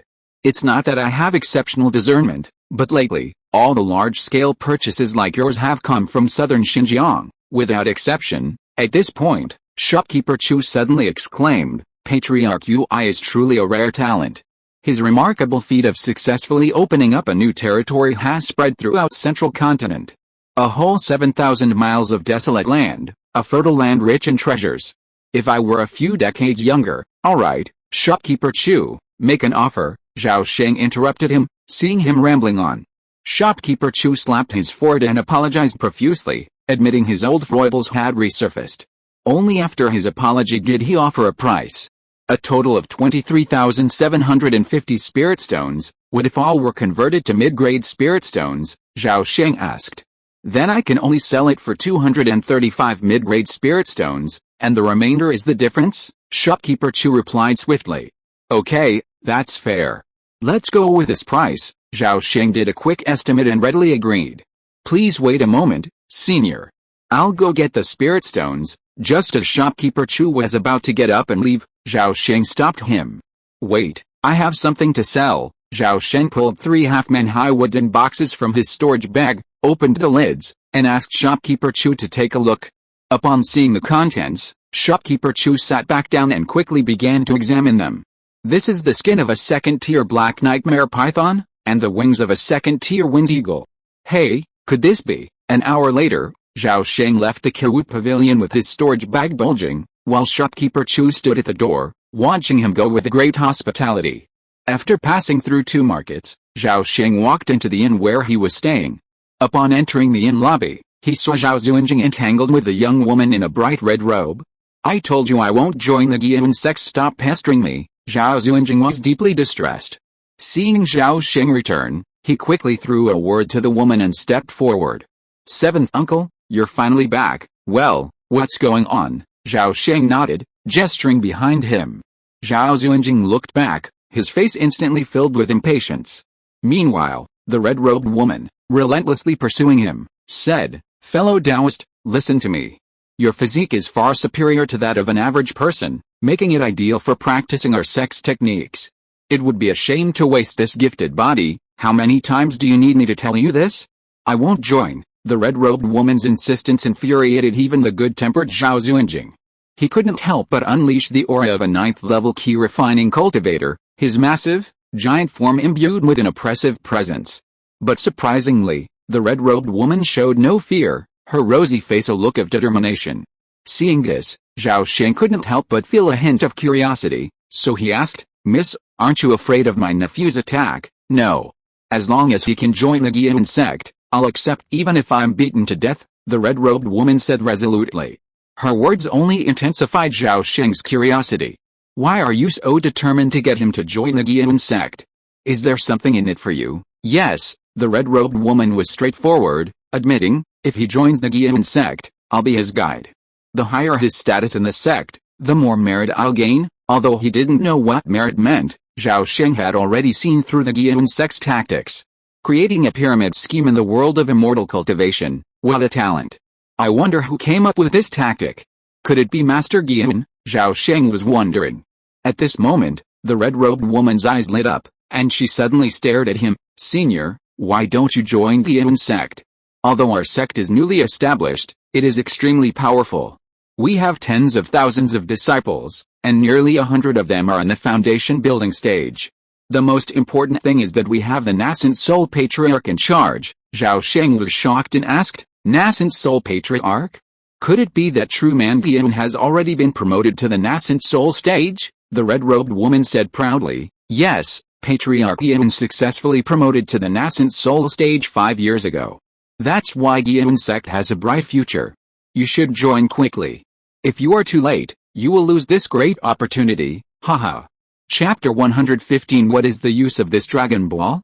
Haha. Zhao Sheng sneered inwardly, but remained unmoved. He continued to inquire, "Miss, isn't there a threshold for you, Gian sect, to accept disciples?" "Who said that? We don't accept just anyone. You have to have spiritual roots at least." Upon hearing this, Zhao Sheng thought, that threshold is really high. Zhao Sheng then inquired a few more questions. The red-robed woman was surprisingly patient. No matter what Zhao Sheng asked, she didn't show any impatience. After 2/4 of an hour, Zhao Sheng felt that there was nothing more to ask.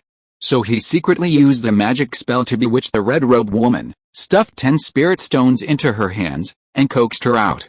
Seeing the woman walk away, Zhao Xuanjing couldn't help but complain, "Seventh uncle, why are you wasting your time talking to her?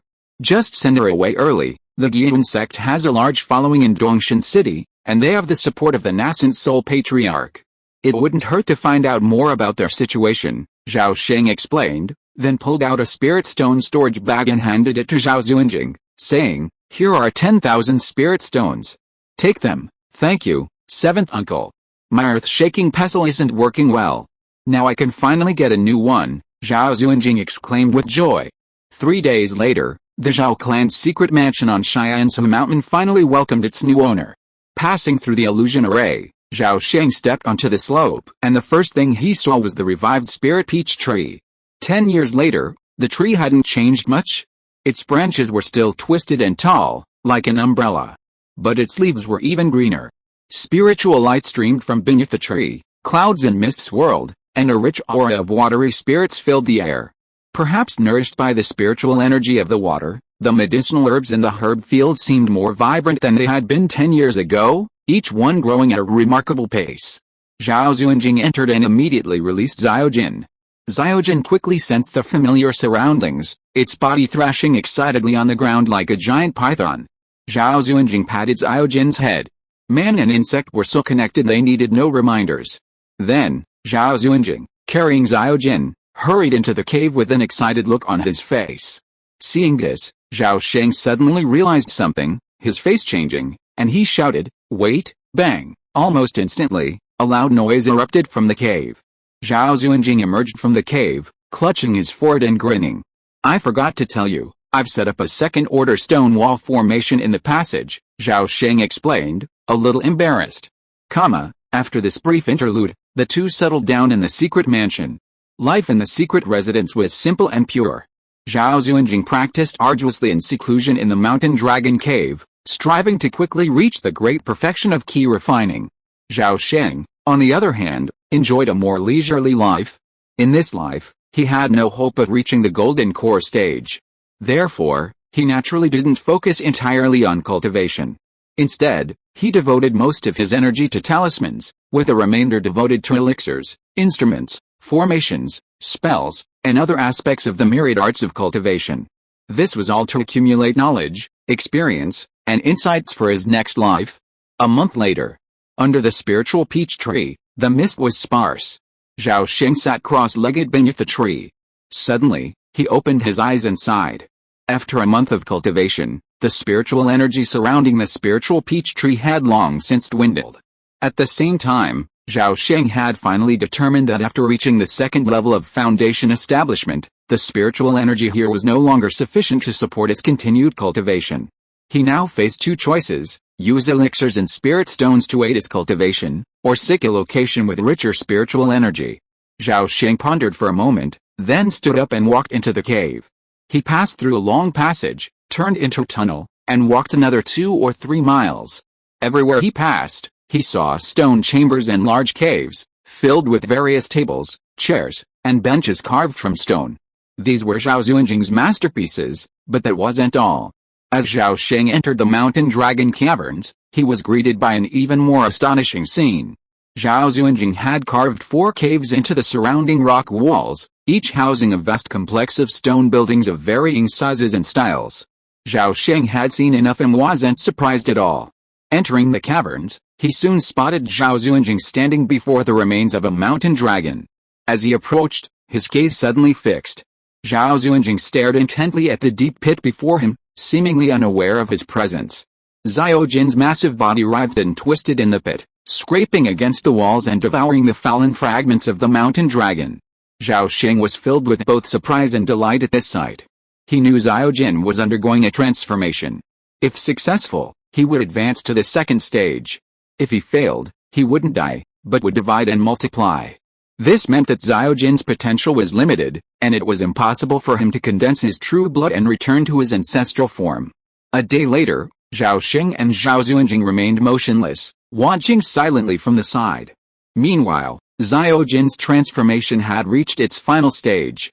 With a sound like tearing silk, dozens of golden rings on Zhao Jin's body suddenly burst apart, revealing brighter and larger rings beneath. Zhao Zunjing exclaimed in delight, "Success!" Zhao Sheng, observing the scene, couldn't help but smile. It didn't take long for Zhao Jin to shed its old skin, its body growing several times thicker, reaching the thickness of a bucket and exceeding 10 feet in length. Zhao Jin silently sank into the earth, its head emerging from beneath Zhao Zunjing's feet. Its spirit body expertly wrapped itself around its master's body, rubbing against him flatteringly. Zhao Zunjing played with Zhao Jin for a while, sharing his joy. "Uncle Qi, you've seen Zhao Jin's potential. That Dragon Ball is useless to you. Can you give it to Zhao Jin?" Zhao Zunjing seized the opportunity to ask Zhao Sheng for the Dragon Ball again. He had asked several times before, but Zhao Sheng had always refused.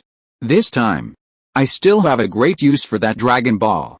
I can't give it to you." Oh, Zhao Zunjing was deeply disappointed. He couldn't understand why Uncle Qi was holding on to the Dragon Ball. Zhao Sheng wouldn't tell anyone about the Dragon Ball's use. He had a plan he'd been planning for years, and the Dragon Ball was its most crucial tool. Zhao Sheng ignored the man's disappointed expression and said, "I'm leaving the secret residence for a few years. You should cultivate here alone. These two array plates are in your hands." With that, Zhao Sheng handed Zhao Zunjing the stone wall array and the flowing cloud array. Zhao Zunjing took the array disc and asked, bewildered, "Seventh uncle, it's only been a month. Why are you leaving the secret mansion now?" Zhao Sheng then recounted his reasons for leaving. Zhao Zunjing, understanding dawned on him. He naturally supported Zhao Sheng's decision. And so, a day later, with Zhao Zunjing watching, Zhao Sheng passed through the illusion array and left the Zhao family's secret mansion. The next day, in the treasure talisman shop outside Dongshan City, a miscellaneous spirit shop down the street quietly changed its owner. If you are listening to this novel on a channel other than Fanfic World, it means it was downloaded and re-uploaded without effort. We warmly invite you to visit our channel, Fanfic World. There you will find the original version of this story and many other novels of various genres. We look forward to seeing you dive into a world of incredible novels. Chapter 116: The Birth of a Prosperous Shop. Bao Fu Fang, a shop along the street, was now surrounded by a crowd of people. In the middle of the crowd, two graceful and charming women stood in front of the shop, striking alluring poses. Someone once said, "If you don't actively look at beautiful women, you have a mental problem." Clearly, the residents of Dongshan City strongly supported this statement. Within a short 2/4 of an hour, the crowd gathered in front of the shop, threatening to block the street. Zhao Sheng, seeing that the situation was almost heated, gave the two beauties a wink. They smiled knowingly, then turned gracefully, reached out their delicate hands, grasped the dangling red silk ribbon, and gently tugged. The red silk fell, revealing the three large characters Jin Fu Pavilion on the shop's plaque. Zhao Sheng chose this name in honor of Zhao Jinfu. Without him, Zhao Sheng's journey in the art of talismans would never have been so smooth. After removing the red silk, the two beauties glided gracefully to the door, gently pushing it open. With a fleeting smile, their light gowns vanished behind the door. The crowd outside, observing this scene, exchanged bewilderment. A split second later, someone, seemingly the first to strike, suddenly rushed forward, scrambling to get inside. When they entered, the two beauties were already standing behind the counter, their graceful demeanor awaiting customers. Behind them, a white wall covered with hundreds of talismans of various types, each labeled, Water Treatment Talisman, Golden Arrow Talisman, Rejuvenation Talisman, Earth Shield Talisman, Fire Dragon Talisman, and so on. Notably, several rows at the top of the wall were left blank, devoid of samples, but instead clearly labeled second-level talismans, such as the second-level Water Mine Talisman, the second-level Phantom Escape Talisman, and the second-level Water Dragon Chant. This simple and clear design was refreshing. No one needed to explain, one could tell at a glance what kind of talismans were available in this shop. "I want to buy 3 hydrotherapy talismans," someone asked tentatively. The beautiful woman bowed slightly, a toothy smile showing. "Senior, 1 hydrotherapy talisman for 2 spirit stones. Are you sure you want to buy?" As soon as she finished speaking, a thought suddenly occurred to everyone. "Oh, that sound is so beautiful, it's almost captivating, it's only 2 for 1. What a bargain." Give me 10. The man took out a crystal-clear mid-grade spirit stone and slammed it generously on the counter, looking like he had no shortage of money. Okay, senior, wait a moment. The beautiful woman had clearly received professional training. Her movements were swift and agile. In just a few breaths, she completed the entire process of collecting spirits, retrieving talismans, and finding spirits. I want 2 hydrotherapy talismans and 2 earth shield talismans, 4 golden armor talismans, 1 illusion talisman, and 6 water condensing talismans. I want. After the first transaction was successful, everyone rushed to buy talismans. Suddenly, the trading atmosphere at the Golden Talisman Pavilion exploded with activity. Observing this scene, Zhao Sheng, accompanied by 7 or 8 fellow talisman practitioners, quietly exited the front shop and entered the back courtyard's reception room. As soon as everyone settled in, someone eagerly declared, "Senior Zhao, Zhao Shengson, agree to your consignment proposal." Zhao Sheng nodded, then asked, "What do you all think?" The others nodded in agreement without hesitation. At this point, anyone with a discerning eye knew the Golden Talisman Pavilion was a roaring success. At today's pace, it wouldn't be long before the Treasure Talisman Square had another prosperous shop. Just after midnight, the Golden Talisman Pavilion closed its doors. As soon as the doors closed, the 2 beauties, completely disfigured, slumped over the counter, panting heavily. "Senior Zhao, if we keep being this busy every day, we sisters won't be able to hold on." Following this complaint, the 2 beauties' figures suddenly blurred. Then, as if shed from their painted skin, the 2 stunning beauties vanished, replaced by 2 women of stunning figures but ordinary appearance. Their resemblance was so striking that they were clearly twin sisters. Zhao Sheng laid out a row of spirit stones and placed them in front of them. "Your daily wage is 10 spirit stones each. Believe it or not, I can easily find a large group of people to replace you for 8 spirit stones." The 2 sisters were immediately terrified. High-paying jobs like these were almost impossible to come by in the outer city. If they lost their jobs because of a slip of the tongue, they would be heartbroken. The 2 sisters quickly bowed their heads in apology, straightening their demeanor. Zhao Sheng had only been trying to scare them, not to replace them. Behind closed doors, Zhao Sheng reviewed the accounts. Although he had been prepared, he was still shocked. On the opening day, Jinfu Pavilion Spirit Stone turnover alone exceeded 20,000. Profits, which included consignment sales, hadn't been calculated yet, but they were at least over 10%. Even a foundation establishment cultivator wouldn't have been able to keep this prosperous shop. However, Zhao Sheng had been prepared. Before the opening, he had already donated a quarter of the shop's shares to the Talisman Cultivation Association. Zhao Sheng had been a member of the association for decades and was well aware of its diverse spheres. The inner circle had extensive connections, backed by several giant and true immortals. With the Talisman Cultivation Association as his backer, he not only solved the problem of talisman supply but also avoided outsiders' prying eyes.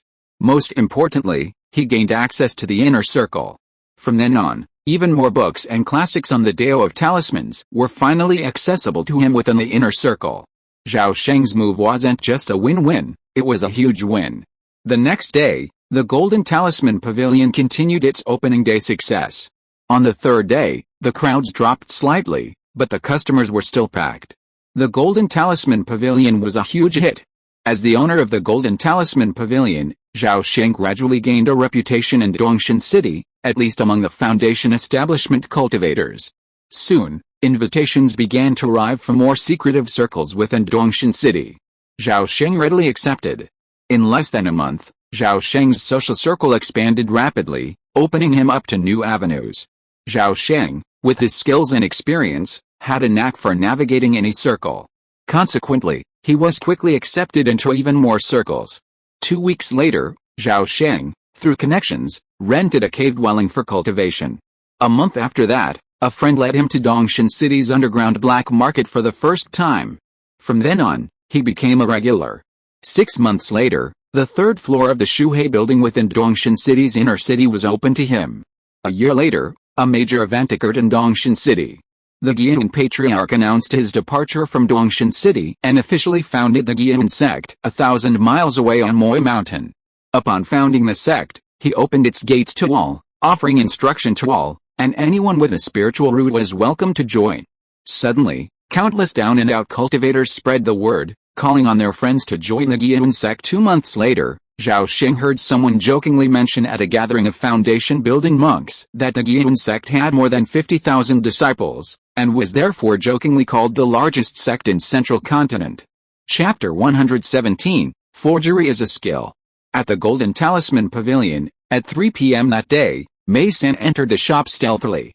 As soon as he entered, he approached Zhao Huan and asked stealthily, "I'm looking for your owner?" Zhao Huan was the older of the two beauties. She was accustomed to this kind of furtive behavior. "Are you here to trade?" "Yes, my ancestor was a foundation establishment cultivator. He left behind several instrument refining manuals. We, his descendants, are incompetent, so we can only exchange them for some spirit stones." Mei San looked ashamed. "Please take your number plate. Turn left after entering. There's a reception area. You can wait there for a while until it's your turn." Zhao Huan expertly pulled a wooden plate from under the counter and pushed it toward Mei San. Are you a lot of people here?" Mei San, startled, couldn't help but ask. "Not many lately. You're number 43 today," Zhao Huan replied casually with a professional unrefined smile. Mei San's face flushed. He grabbed the sign and turned to head back. After turning the corner and walking a dozen steps past the shop's side door, he entered a plainly decorated room. It was about 100 square meters, with 30 or 40 chairs. When Mei San entered, 7 or 8 people were already seated. The room was hushed, no one spoke. Mei San, shrinking his neck, quietly walked in, found a random chair, and sat down, silently waiting. Not long after, a young waiter arrived. Needless to say, someone immediately stood up and followed him out. After a long wait, everyone in front of him had left, and it was finally his turn. Mei San followed the waiter down a corridor to the back room. Bang! The waiter knocked on the door. "Come in," a gentle voice echoed from the room. "You go in." Mei San nodded ingratiatingly at the waiter, then pushed open the door and walked in. "Sit," Zhao Sheng pointed to the chair in front of him. Mei San nodded repeatedly, smiling broadly as he sat down across from Zhao Sheng. He then carefully pulled a yellow jade slip from his bosom and placed it on the table before him. Zhao Sheng's attention immediately perked up. Anything inscribed on a jade slip was undoubtedly extraordinary. As was customary, he didn't inquire about the slip's origins or examine its contents. Instead, he addressed the visitor directly. "Fellow Taoist, may I ask what this slip contains?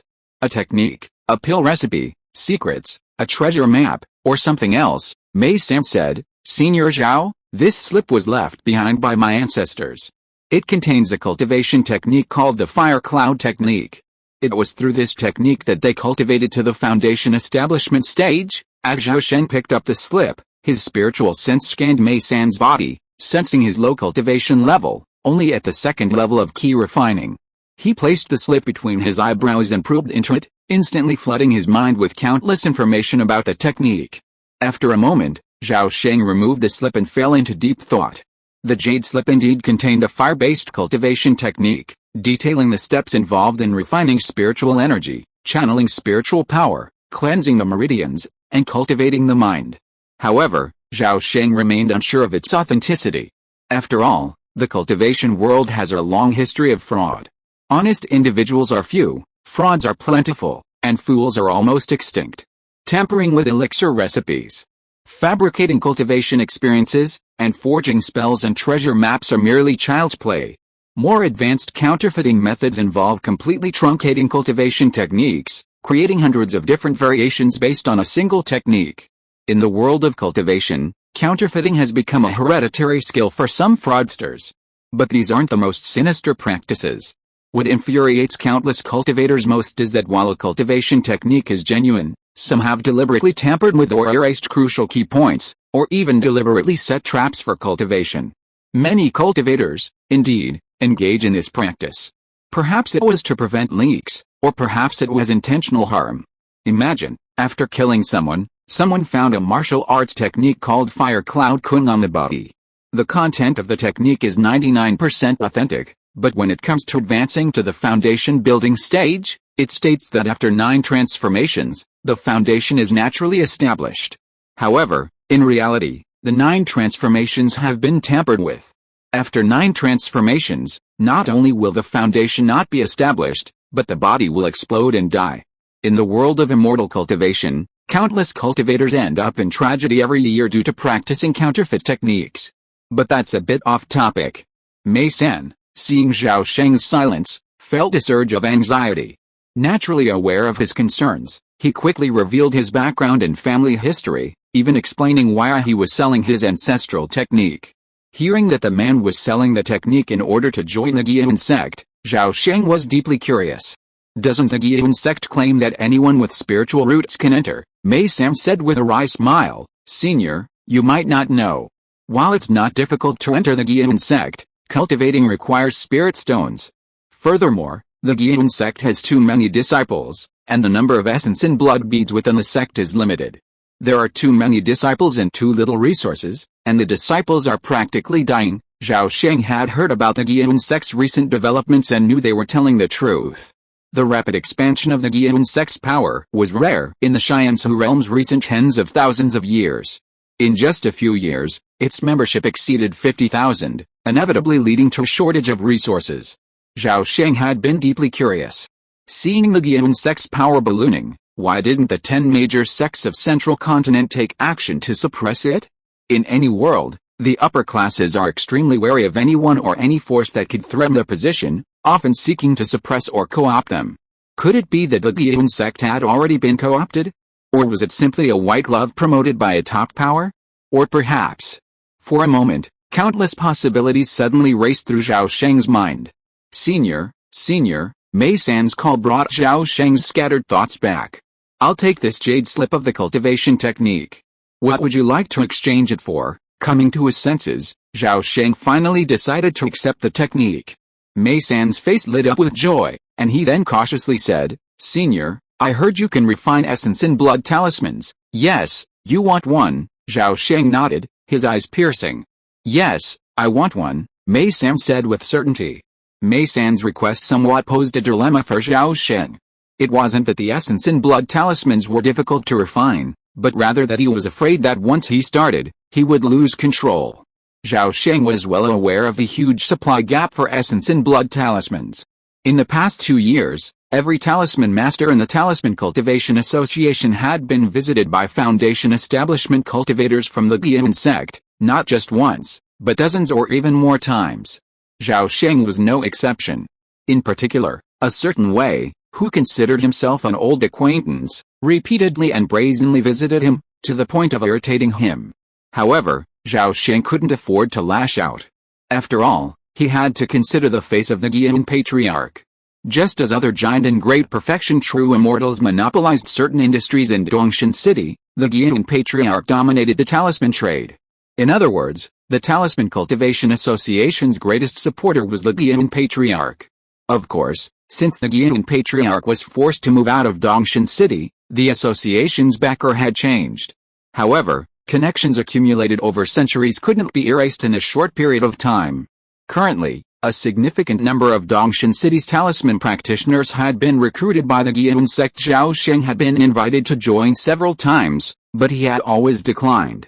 Chapter 118, I don't care about bronze-armored corpses. How many essence and blood talismans can I redeem with the fire cloud technique? Mei San carefully observed Zhao Sheng's expression. Zhao Sheng shook his head and pushed the jade slip back. Change your request. Otherwise, I won't accept this jade slip. Mei San's expression froze, and he hesitated, pondering. A moment later, Mei San quietly left through the back door of the Golden Talisman Pavilion. In his room, Zhao Sheng put away the jade slip of his cultivation technique when a knock sounded at the door. Come in, Senior Zhao, I have a secret recipe passed down from my ancestors. 3 days later, at a foundation building exchange meeting, Zhao Sheng smiled at the red-haired casual foundation building cultivator across from him and asked, Fellow Taoist Zhu, I recently acquired a fire-based cultivation technique.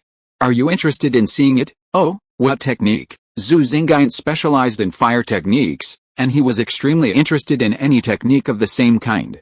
Zhao Sheng took out the fire cloud technique jade slip and handed it to Zhu Xingyan. After a moment, Zhu Xingyan put down the jade slip, his expression filled with satisfaction. He exclaimed, Fire cloud art, refining fire into clouds. The creator of this art truly possessed a unique mindset. Wow, very interesting, fellow Taoist Zhu, are you interested in accepting it? I heard you possess a fire sacrifice technique. As Zhao Sheng finished speaking, Zhu Xingyan burst into laughter. Fellow Taoist Zhao, you're such a sly shrew. You're actually trying to trade an ordinary art for my unique and special technique. Seeing that the other party didn't refuse outright, Zhao Sheng was delighted and quickly said, as long as fellow Taoist Zhu is willing to part with it, you can make your offer. If the fire cloud art isn't enough, I know several methods for refining second-level fire element talismans. A moment later, the two men successfully concluded the transaction and departed, each very satisfied. After completing the transaction, Zhao Sheng looked around and spotted another foundation establishment cultivator. Fellow Taoist Zheng, thank you for your courtesy. I accepted a technique a few days ago. An hour later, the exchange concluded, and Zhao Sheng returned home with a full collection. Zhao Sheng cultivated at a leisurely pace while simultaneously engaging in a volatile trade. He wasn't in it for spirit stones, but simply to accumulate foundation. During this time, he made numerous mistakes, losing considerable capital, but Zhao Sheng never tired of the pursuit, remaining unfazed and driven. 2 years passed in the blink of an eye. The Golden Talisman Pavilion's business remained brisk, and Zhao Sheng's own business flourished as well. This was all thanks to his early reputation as a fool with lots of money individual. More and more cultivators sought him out for business. Naturally, so did the number of scammers attracted by his reputation. Over the years, Zhao Sheng was forced to develop a pair of fierce eyes. One day, Zhao Sheng received a recipe for refining a rare magical artifact, the 7-aperture soul-sealing nail, from a casual cultivator.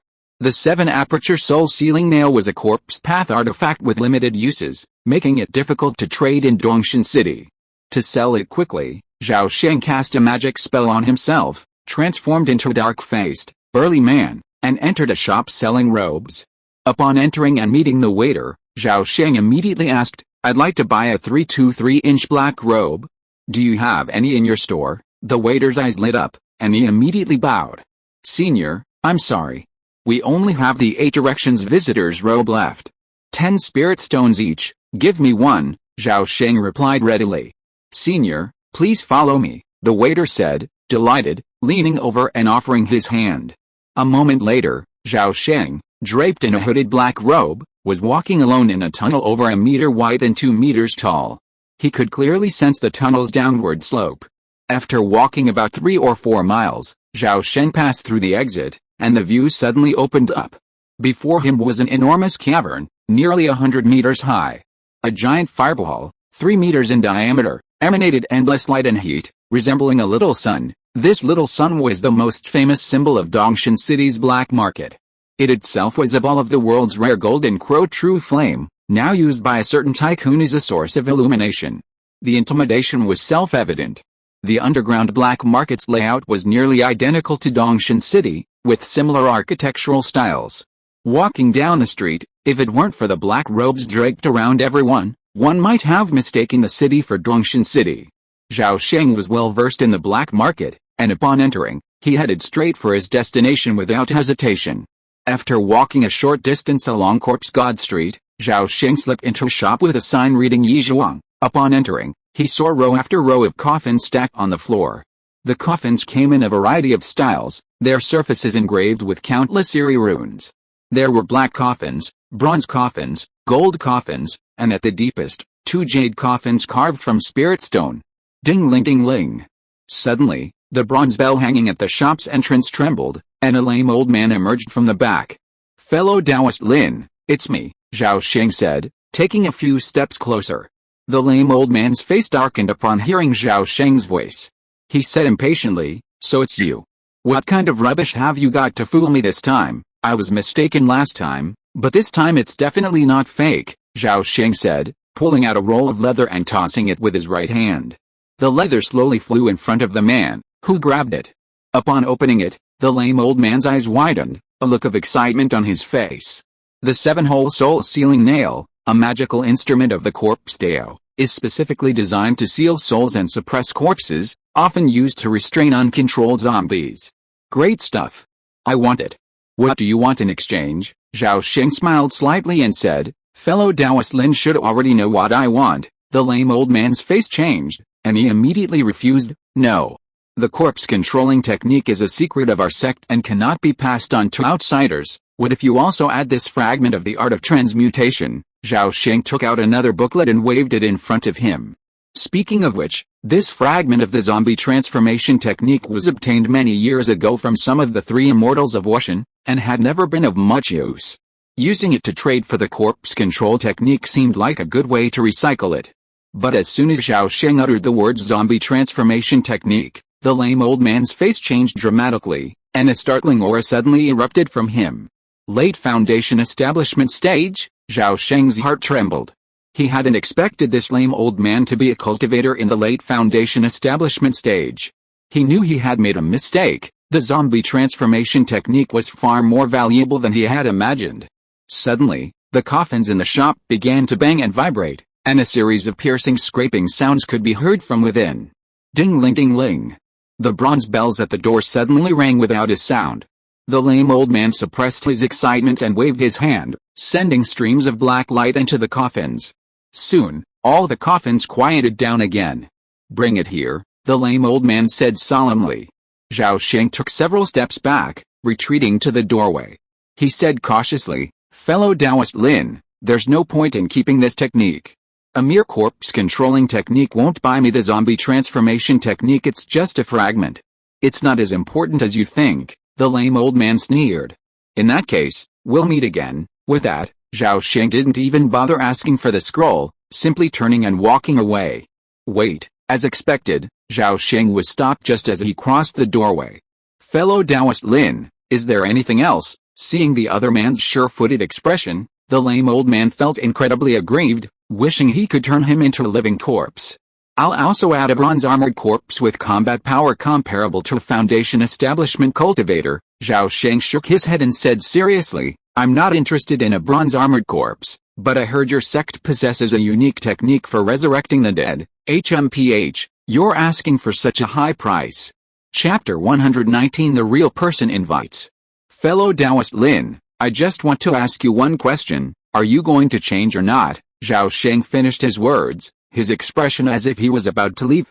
The lame old man's expression shifted for a moment, then he gritted his teeth and uttered, "Change." Before he finished speaking, he emphasized, "But you must swear an oath. You alone will practice the corpse control technique and the resurrection technique, and you must not reveal them to anyone else." "Okay," Zhao Sheng replied readily. A moment later, Zhao Sheng happily left the charity cemetery, oblivious to the gloomy expression on the lame old man's face. 3 days later, in the inner city of Dongshan City, within a fire chamber in the Balian Fang, Zhao Sheng concentrated intently, his hands repeatedly chanting sacrificial incantations. Rays of spiritual light flew from his hands and sank into the spirit fire gourd 2 meters away. At that moment, the spirit fire gourd was bobbing within a ball of cyan earth fire, a faint purple glow emanating from its mouth. As the fire sacrifice technique was infused, wisps of cyan earth fire were continuously drawn into the gourd, gradually transforming into lavender spiritual fire. 3 hours later, the cyan earth fire suddenly and rapidly weakened, quickly returning to the eyes of the earth fire below. Meanwhile, the spirit fire gourd shimmered with a lavender spiritual light, and a thumb-sized flaming tiger appeared above its mouth, remarkably lifelike. Zhao Sheng extended his hand and summoned the spirit fire gourd back into his grasp. Gazing at the incredibly spiritual tiger spirit, Zhao Sheng nodded with satisfaction and returned the spirit fire gourd to his storage bag. After being subdued by a cultivator, the heaven and earth spirit fire, deprived of its vital habitat, gradually loses its spirituality over time. To maintain the spirituality of the heaven and earth spirit fire, cultivators have developed numerous methods over the millennia, and the fire sacrifice technique is one of them. Zhao Sheng stood up and left the earth fire room. After exiting the Balian workshop, he headed straight back to the Golden Talisman Pavilion in the Treasure Talisman workshop. As he entered, the waitress Zhao Sheng came to greet him and whispered, "Boss, Senior Wei from the Guiyun sect is here again. He's waiting for you in the backyard living room." Zhao Sheng frowned, then waved his hand calmly, saying, "I understand. Go ahead and get busy." With that, Zhao Sheng turned and headed towards the backyard. The Golden Talisman Pavilion wasn't large, with only a few steps from the front wall to the backyard. Zhao Sheng quickly entered the backyard living room and saw his old friend Wei Yaoquan. Compared to 10 years ago, Wei Yaoquan seemed a completely different person. Not only did he look younger, but he also carried a dignified demeanor, his brows radiating confidence, completely devoid of the timid look of years past. What amazed Zhao Sheng most was that Wei Yaoquan had actually reached the foundation establishment stage. 10 years ago, Wei Yaoquan's cultivation level was only at the 6th level of key refining. In just 10 years, he actually surpassed the 7th, 8th, and 9th levels of key refining in succession, and then advanced to the foundation establishment stage in one go. This would be considered a miracle in the eyes of any immortal cultivator. Therefore, Dian sect deliberately sent Wei Yaoquan to Dongshan City and entrusted him with an important task. It was clearly intended as a walking advertisement, based on what he had seen and heard over the past few years. Wei Yaoquan really lived up to everyone's expectations and did his job extremely well. Haha, brother Wei. How come you have time to come to my place today? You are such a busy man. Zhao Sheng greeted him with a cheerful face as soon as he entered the room. Brother Zhao, to be honest, I never come to your place without a reason.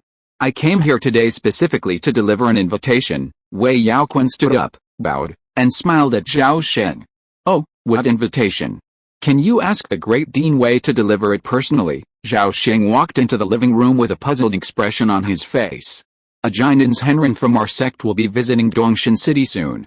He has specifically invited Brother Zhao to attend a Dharma assembly. With a wave of his sleeve, Wei Yaoquan released a square, pale red invitation with a mountain painted on it, fluttering gently into Zhao Sheng's hand.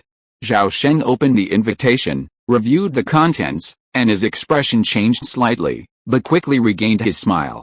I'm honored by this Henren's invitation. I'll be there in 3 days, punctually, at Lingayan Court. Alright, if that's the case, I won't bother you anymore, Brother Zhao. Farewell. With that, Wei Yaoquan clasped his fists and began to leave. Brother Wei, why are you in such a hurry to leave? Let's chat for a while. I recently acquired a jar of 200-year-old drunken spring breeze. Let's get drunk today. Zhao Sheng couldn't let Wei Yaoquan leave like that. He had to sound out the situation and find out why Ajainan's Henren had invited him to a Dharma assembly for no apparent reason. Upon hearing it was the 200-year-old drunken spring breeze, Wei Yaoquan stopped dead in his tracks, saliva welling up in his mouth. He'd enjoyed countless indulgences, but he loved wine the most, and Zhao Sheng's words immediately piqued his thirst. But remembering the Immortal's instructions, Wei Yaoquan swallowed with deep regret, turned back and laughed. Haha, Brother Zhao, you're so thoughtful. But I'm too busy today, so maybe another day. I'll definitely come back someday. You better keep that jar of drunken spring breeze. Zhao Sheng, with a fleeting thought, immediately pulled a jar of jade white wine, the size of a human head, from his storage bag and pressed it into Wei Yaoquan's hand. In that case, I'll give this jar of drunken spring breeze to you, Brother Wei. I ask nothing more than for you to speak well of me to the Immortal. Wei Yaoquan knew Zhao Sheng had a hidden agenda and immediately patted his chest with assurance. Don't worry, Brother Zhao. The Immortal's invitation to you is a good thing, not a bad one. You? Upon hearing this, Zhao Sheng asked, besides me, which other Daoists have been invited? Wei Yaoquan, realizing he'd slipped up, chuckled. Brother Zhao, no need to ask. You'll find out when you get there. Wei Yaoquan left, leaving Zhao Sheng alone in the living room. His eyes flickered, his thoughts unsettled. 3 days passed in a flash. Just after the 3rd quarter of the morning, Zhao Sheng, dressed in a Cyan Taoist robe, emerged from the Golden Talisman Pavilion and headed towards the Jingafeng in the inner city. Lingayan Courtyard is one of the 3 lower courtyards of the Dian sect in Dongshan City. Located in Jingafeng, east of the inner city, it occupies a large area, encompassing a vast courtyard complex. A quarter of an hour later, Zhao Sheng arrived at Lingayan Courtyard. After explaining his purpose to the gatekeeper and handing over his invitation, he was quickly ushered in. Passing through the 3 courtyards, Zhao Sheng noticed the large number of red-robed disciples. In just a few steps, he saw over 100 people. Zhao Sheng was secretly astonished. Lingayan Court, just a lower court, already had so many people. This was a testament to the Dian sect's large number of disciples and rapid expansion. There's something wrong, something seriously wrong. Why would top factions like the Horn sect and the Jiang sect allow the Dian sect to expand its influence so recklessly? Dongshan City is clearly a prime location for the 10 major factions, so why would they tolerate the Dian sect's encroachment? Just as Zhao Sheng was puzzled, He was quickly ushered into a spacious and elegant lobby. Inside, the person he saw stunned him. Chapter 120 The Golden Elixir Technique is Great. Master Fengyu, Master Bu Hu, Jin Zhenzi, and Wanderer Xinggu, Zhao Sheng glanced at each one a renowned Foundation Establishment talisman cultivator in Dongshan City. Like Zhao Sheng, they shared a common identity, independent cultivators who had not yet joined the Guiyun sect pavilion. Master Zhao, fellow Taoist Zhao, brother Zhao, you're here too. As Zhao Sheng entered, everyone greeted him. They were all fellow talisman cultivators and had long been acquainted with each other. Greetings, everyone, Zhao Sheng clasped his fists in return, then found a seat. As soon as he was seated, the elderly Master Fengyu approached and whispered, Pavilion Master Zhao, you're always well informed. Do you know why we were invited here? To be honest, Senior, I don't know either. But I think everyone should have some guesses. Zhao Sheng's words hinted at something, and Master Fengyu immediately understood and sat back down. At this moment, everyone looked at each other, then fell silent, each thinking to themselves. After waiting for a while, 2 more Foundation Establishment cultivators arrived. Zhao Sheng secretly counted and discovered that all the Foundation Establishment cultivators who had not joined the Guiyun sect were present. A moment later, footsteps were heard outside the door. Zhao Sheng looked in the direction of the sound and saw a young man with white eyebrows, emerald eyes, red lips, and dressed in a crimson Taoist robe walk in. With this person's appearance, a powerful pressure suddenly spread, filling the entire hall in an instant. Even more shocking was the strange phenomenon behind this person. A faceless giant, over 10 feet tall, emerged from the void. The giant's upper body was naked, his chest and abdominal muscles bulging. His shoulders sometimes gave rise to the illusion of 1,000 hands, sometimes transformed into 2 powerful arms. His lower body was hidden in a blood-red cloud, which swirled endlessly, occasionally condensing into faceless figures. Upon seeing this person, everyone was shocked and stood up in unison. Xinggu Sanren exclaimed even more uncontrollably, Senior Jing Hong, Brother Jing Hong, you've actually formed a golden elixir. Elder Fengyu also lost his voice. Nearby, Zhao Sheng, though silent, was also incredibly surprised. The newcomer's real name was Jing Hong, another talisman cultivator. He was renowned in Dongshan City, having once been one of the few cultivators in the city to have achieved the great perfection of Foundation Establishment. When Guiyun sect was first established, Jing Hong volunteered to become its disciple. Unexpectedly, just a few years later, he had ascended to the rank of Golden Elixir True Immortal. If the success rate of advancing from key refining to Foundation Establishment is 1 in 10, then the probability of condensing a Golden Elixir from Foundation Establishment is even less than 1 in 100. The Golden Elixir referred to here refers to the real one, not a fake one concocted with external agents. A Golden Elixir True Immortal has a lifespan of 800 years, while a fake Elixir True Immortal only has 500. The 2 are incomparable. The presence or absence of the Golden Elixir phenomenon is the key to distinguishing a genuine elixir from a fake one. The Golden Elixir is present, the fake one is absent, it's that simple. In the Xianzhu realm, most Jinden Henren ascended through external means. True Jinden masters like Jing Hong were extremely rare, mostly found in the elite factions. It was incredible that the Guiyun sect, established only a few years earlier, had produced a true Danzhenren. Zhao Sheng didn't know Jing Hong at all, so he didn't approach like the others did. He simply watched from behind, smiling. After Zhenren Jing Hong had greeted everyone and reconnected with them, the atmosphere in the hall became very lively. After inviting everyone to sit, Master Jing Hong got straight to the point. I'm very familiar with all of you, fellow Daoists, so I'll spare you some idle chatter. I've invited you here today to join my Guiyun sect. What are your thoughts? As soon as he finished speaking, Elder Fengyu was the first to step forward, decisively declaring, Master Jing has invited me so sincerely. I won't hesitate. I'll join the Guiyun sect. As soon as Elder Fengyu finished speaking, someone inwardly cursed, damn. That damned old Taoist changed his stance so quickly. He got there first, I'll join too, count me in. Soon, 2 more people announced their commitment to the Guiyun sect. There was no doubt about the reason for their enthusiasm. Master Jing Hong was a prime example. If the Guiyun sect had cultivated a true golden core so quickly, they must be able to cultivate many more. This was an irresistible temptation for any Foundation Establishment cultivator aspiring to achieve the Jinden stage. Within a few words, A small number of the crowd immediately switched sides, vowing to join the Giyan sect. This, however, created a somewhat awkward situation for the remaining cultivators, such as Zhao Sheng and Master Bu who were reluctant to join. Once those who were willing had expressed their stance, everyone else turned their attention to Zhao Sheng and the others, and the atmosphere in the hall immediately grew cold and silent. Seeing this, Elder Feng Yu jumped out and proactively questioned Zhao Sheng. "Pavilion Master Zhao, are you unwilling to join the Giyan sect?" Zhao Sheng felt Master Jing Hong's gaze fixed on him, and a heavy pressure suddenly descended upon him.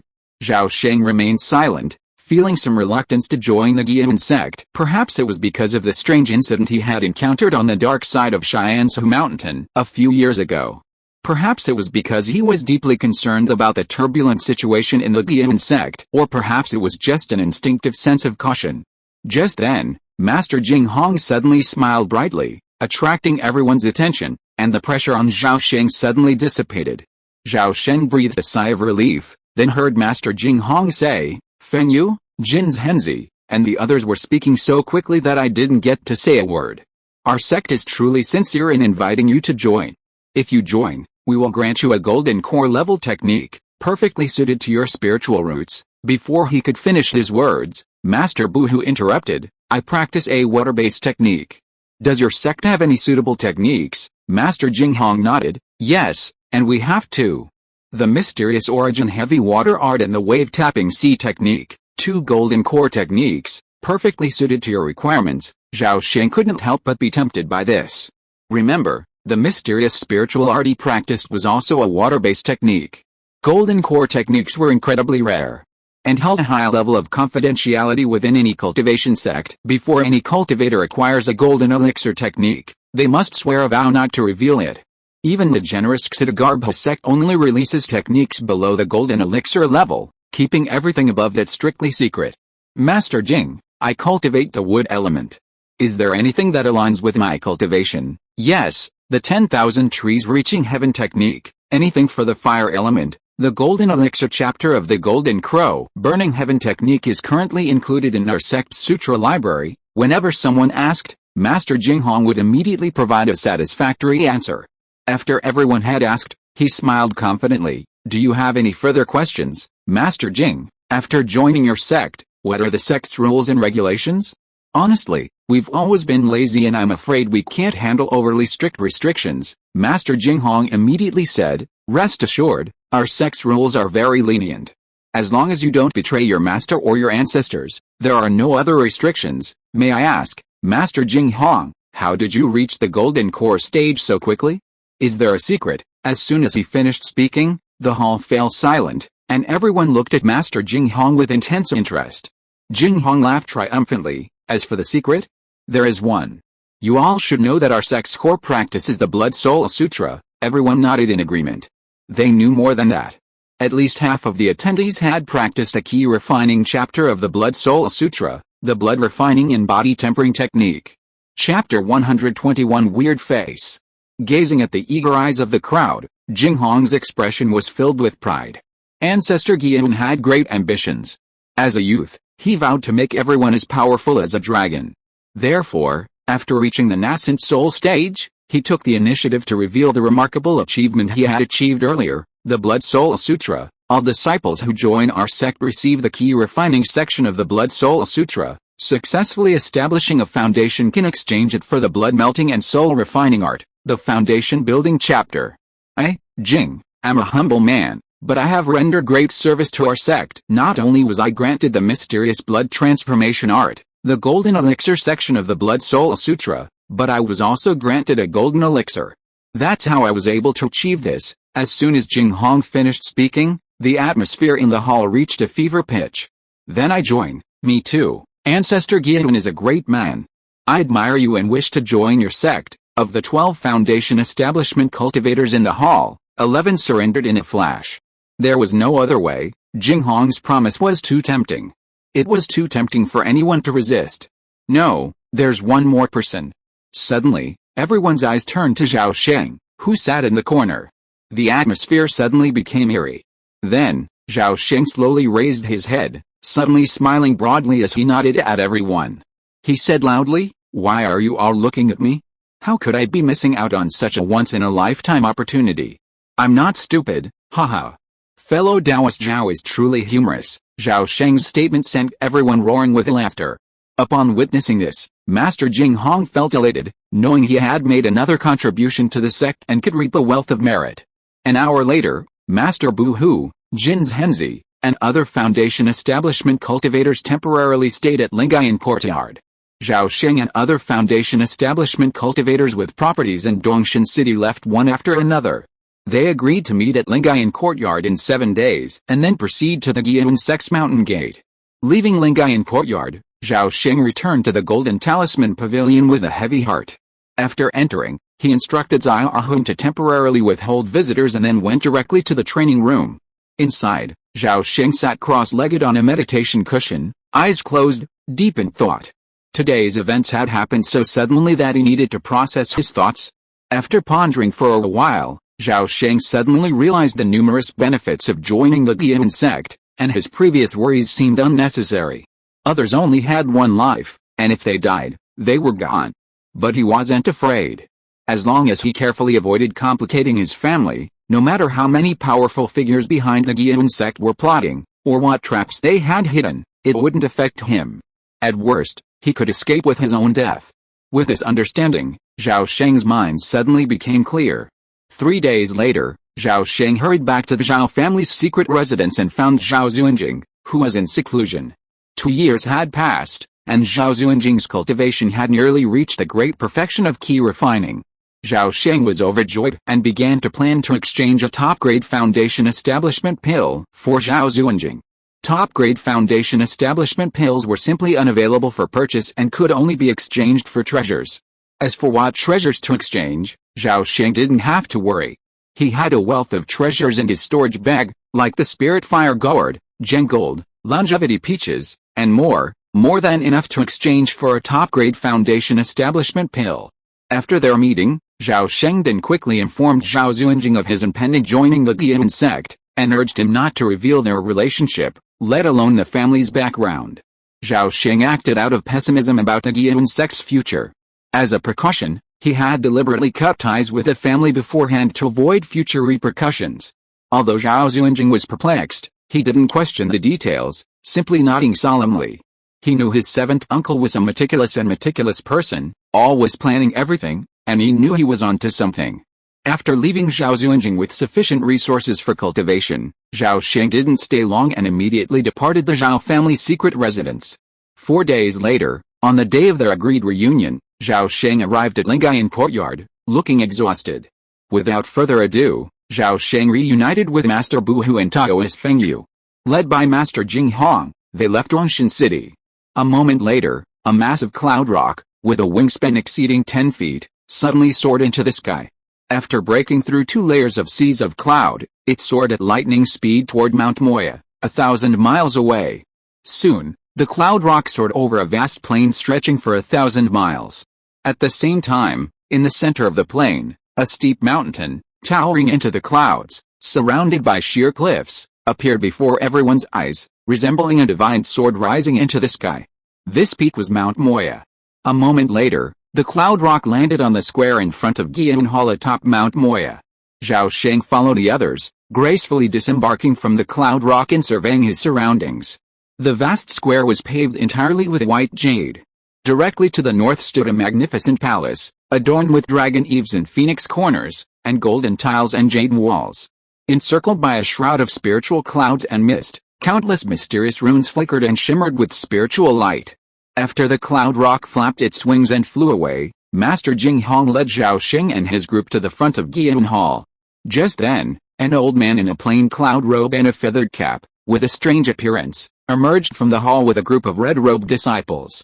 Master Jing Hong stepped forward solemnly and saluted the old man. "Master, we have lived up to your trust and found another group of fellow Daoists willing to join our sect. Thank you for your hard work, Junior Brother Jing." Seeing that Zhao Sheng and the others were all Foundation establishment cultivators, the old man nodded with great satisfaction. The old man's Taoist name was Jin Chenzi. He was the eldest disciple of the Giyan Patriarch and currently the master of the Giyan sect, at the 3rd level of the Golden Core realm. After offering Zhao Sheng and his group a few words of encouragement, Jin Chenzi led them into Guiyun Hall. Since Zhao Sheng and the others were all Foundation establishment cultivators, they were considered to have entered with their skills and did not need to find a disciple, so the process of paying respects to the sect was greatly simplified. Jin Chenzi briefly recounted the Guiyun sect's 6 rules and regulations, then immediately began the most crucial step of the entrance ceremony, the oath. Slightly different from other sects' oath-taking ceremonies, the Guiyun sect included the addition of a blood drip ceremony. Jin Chenzi solemnly took out a stone tablet over 10 feet tall and 2 feet thick, placed it before the group, and instructed them to place a drop of their heart's blood on it. Everyone followed suit, and when it was Zhao Sheng's turn, he approached the tablet and gazed upon it. The stone tablet was emerald green, its surface engraved with hundreds of ancient, vigorous, and mysterious runes. Due to severe weathering, the runes were somewhat blurred. However, Zhao Sheng noticed that, based on their pen-shaped structure, these mysterious runes bore some resemblance to Tai Lingwen, though with a more primitive and cruder quality. Curious, Zhao Sheng secretly memorized the runes. At the same time, he squeezed a drop of his heart's blood onto the stone tablet. The blood, upon contact with the stone tablet's surface, was instantly absorbed. Now, at this moment, Zhao Sheng suddenly activated bullet time, and the flow of time instantly slowed down countless times. At that moment, Zhao Sheng was shocked to see a strange face suddenly emerge from the surface of the stone tablet. It had no nose, ears, or eyebrows, its entire face smooth as a mask, with only a pair of bloodshot pupils and a bloody mouth.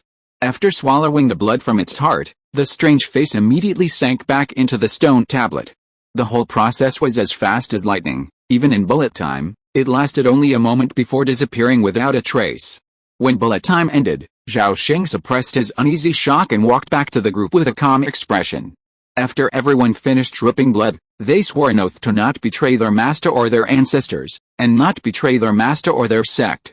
Chapter 122 Spiritual Power Leap. After swearing their vows, everyone was supposed to pay a visit to the Guiyun Patriarch. Unfortunately, the Patriarch was out visiting friends, so they had to skip this step. After entering the mountain gate, Zhao Sheng, Taoist Fengyu, and the others addressed each other as brothers according to seniority, and then paid their respects to Elder Jing Hong and Sect Master Jin Chenzi. Next came the most anticipated session, the transmission of skills and techniques. Perhaps out of respect for the Foundation establishment cultivators, Jin Chenzi personally led the group to the Sutra Library, nestled deep within the mountain. The Guiyun sect has 3 locations for storing techniques and the various arts of cultivation. 1, located on the plain below the mountain, is called the Sutra Library.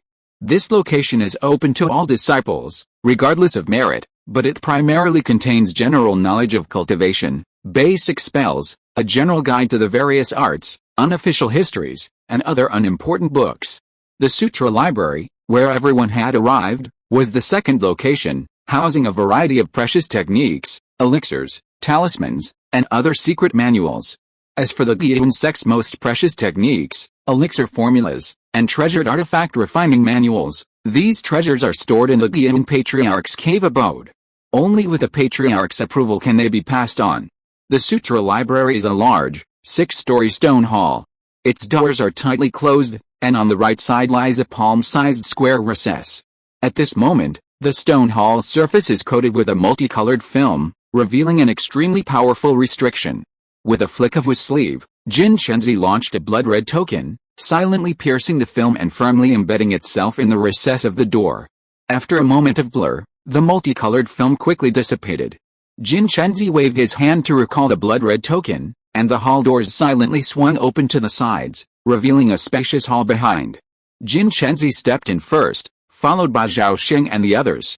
The first-floor hall was spacious, circular in shape, about 5 or 6 feet high and over 30 feet in diameter. Flame beads were inlaid on the ceiling, emitting brilliant flames that illuminated the hall as bright as day. 10 stone doors opened into the walls surrounding the hall, their sides inscribed with runes representing Dharma, elixir, talisman, instrument, spell, and beast.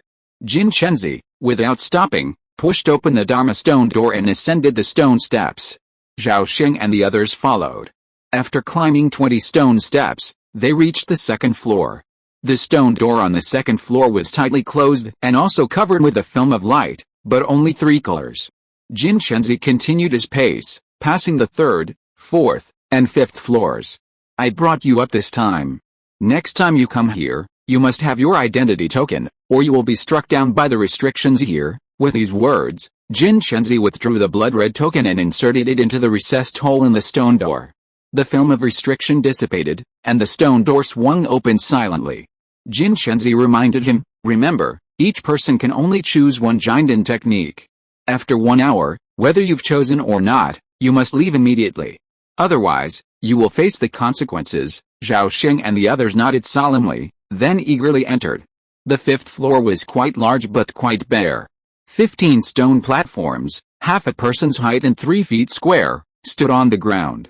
Their tops were enveloped by a spherical film of light, and upon them lay ancient jade slips. The 10,000 trees gathering to heaven technique, the golden crow burning heaven technique, the mysterious origin heavy water technique, the one key soaring to the sky technique. Zhao Sheng didn't rush to choose a technique. Instead, he walked past each platform one by one. As each precious Jinden technique came into view, he felt the urge to sweep them all up. However, he knew that was impossible, at least not for the time being. After a while, Zhao Sheng, having reviewed all the cultivation techniques, went directly to the stone table containing the Zuinun heavy water art. He reached through the light barrier and easily retrieved the jade slip. Unlike the others, Zhao Sheng had set his sights on the Zuinun heavy water art from the outset. This wasn't surprising, as the Zuin Linguang he practiced happened to be a simplified version of the Zuinun heavy water art, sharing a common lineage. Cases like Zhao Sheng's were not uncommon in the world of immortal cultivation. The higher the rank of a cultivation technique, the more difficult it became to practice. To select more talented successors, immortal cultivation sects often split a high-level technique into multiple simplified versions, each of which was passed down through generations. This practice is widespread in the world of immortal cultivation, the most extreme example being the Descending sect. Half an hour later, Zhao Sheng groaned, his face pale as he removed the jade slip from between his eyebrows. The Zuinun heavy water art was indeed a Jinden level technique, its information entropy extremely high, its profound meaning profound. Furthermore, the second half of the jade slip surprisingly contained a vast record of the experiences and insights of past generations of practitioners. Zhao Sheng's mental energy was severely depleted due to copying so much information in such a short period of time. It wasn't until he took a nourishing spirit pill that his complexion improved considerably. An hour passed quickly. Zhao Sheng and the other 12 Foundation establishment cultivators, all beaming with joy, emerged from the stone building and followed Master Jin out of the sutra library. 5 days later, in a training room within a cave dwelling, Zhao Sheng sat cross-legged with his eyes closed, holding a water wave stone in each hand. A vortex of spiritual energy swirled within him at breakneck speed. Strands of pure water spirit energy were continuously drawn from the water wave stones into the vortex in his danshan, where it was rapidly refined into spiritual energy. Simultaneously, guided by Zhao Sheng's consciousness, streams of spiritual energy flowed from his danshan, following a complex path through the 8 extraordinary meridians before flowing to his limbs and bones. From there, the spiritual energy converged through countless subtle hidden veins into the 12 main meridians, finally flowing back into the danshan key C, where it merged into the spiritual energy vortex. Zhao Sheng carefully maintained this spiritual energy cycle. It had only been constructed for less than a day and was still extremely fragile. A single careless move would have instantly collapsed, undoing all his hard work. After an unknown amount of time, as the 2 water wave stones suddenly shattered into a pile of debris, Zhao Sheng slowly opened his eyes, a flicker of joy in his eyes. Because the Zuin Linguang was a simplified version of the Zuinun Chang Shuju, Zhao Sheng's transition was incredibly smooth, successfully establishing a new spiritual energy cycle in just a few days. This saved him at least 3 months. Since obtaining the Zuinun Chang Shuju, Zhao Sheng deeply realized the true value of Jinden level cultivation techniques. Their value lies not on the dramatic increase in cultivation efficiency, but in the spiritual energy transition involved. What is a spiritual energy transition? For example, in the world of immortal cultivation, there are countless types of spiritual fire, but they can be categorized by energy level into ordinary fire, spiritual fire, and true fire. The spiritual power of immortal cultivators is somewhat similar to the classification of spiritual fire levels. At the key refining and foundation establishment stages, spiritual power is called Xianelun. At the golden core stage, it's called Xianelun. Above the nascent soul stage, it's called mana. The difficulty for foundation establishment cultivators to advance to the golden core stage is largely due to the failure of their spiritual power to make the transition. Transforming spiritual power into zenitun is like transforming ordinary fire into the spiritual fire of heaven and earth. It's incredibly difficult. If you are listening to this novel on a channel other than Fanfic World, it means it was downloaded and re-uploaded without effort. We warmly invite you to visit our channel, Fanfic World. There you will find the original version of this story and many other novels of various genres. We look forward to seeing you dive into a world of incredible novels. Chapter 123 Merit Hall. In the world of immortal cultivation, cultivators in the foundation establishment stage, upon reaching the later stages of their cultivation, are able to refine the spiritual fire of heaven and earth and store it in their danshan. Refining the spiritual fire prepares them for the golden core stage. Upon reaching the great perfection of the foundation establishment stage, if a cultivator can incorporate the spiritual fire of heaven and earth into their spiritual power, successfully imbuing their spiritual power with certain properties of the spiritual fire, their chances of reaching the golden core stage are significantly increased. Cultivators of different 5 elements refine different spiritual objects of heaven and earth. However, unlike ordinary cultivators who have mastered the golden core technique, upon reaching the foundation establishment stage, cultivate spiritual power of far greater purity than that of ordinary cultivators. Starting in the early stages of the foundation establishment stage, cultivators can attempt to refine spiritual objects of heaven and earth. Therefore, after reaching the great perfection of the foundation establishment stage, the chances of their danshan spiritual power undergoing a qualitative transformation are several times higher than those of ordinary cultivators. Now, Zhao Sheng has finally joined this category. The spiritual object he needs is called 1 yuan heavy water. As the name suggests, 1 yuan heavy water is known for its heaviness. A single drop weighs 1,000 pounds. It is the essence of sunflower water, often found beneath the abyss of the ocean. It is extremely rare in central continent, and nowhere to be found in ordinary rivers and lakes. Only a small amount of it can be found beneath the deepest parts of the Kanglong River, which runs through central continent. A quarter of an hour later, at the foot of the cliff face, Zhao Sheng landed in a complex of palace buildings. He wandered through the halls and rooms, and the red-robed disciples he met along the way greeted him with a greeting, to which Zhao Sheng nodded in response. He was a foundation establishment cultivator. Though newly admitted to the Guian sect, he had already assumed the position of deacon of the Wanfu Hall, a position several levels higher than that of key refining disciples. Zhao Sheng soon arrived at the entrance of a 5-story palace.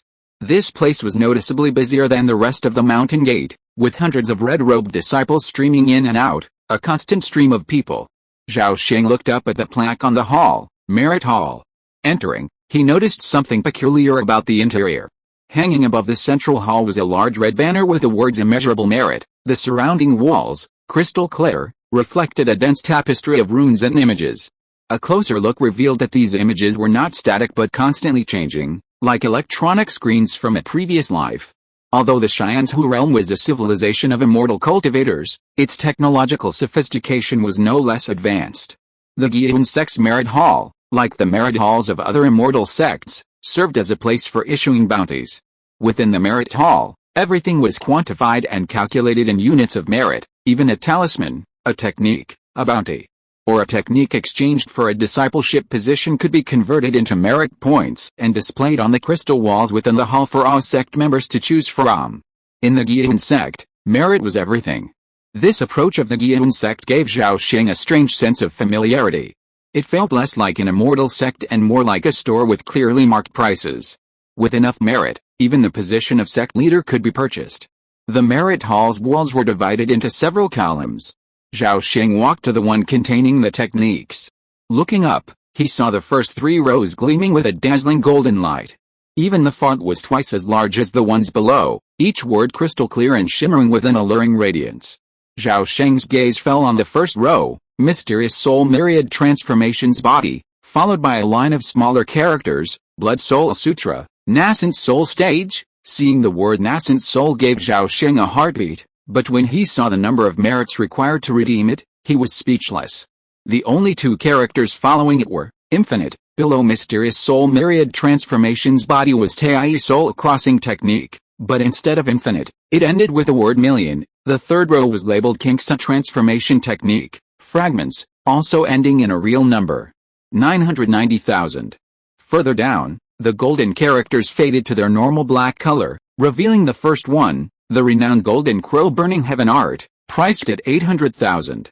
Even for Zhao Sheng, this was an astronomical figure.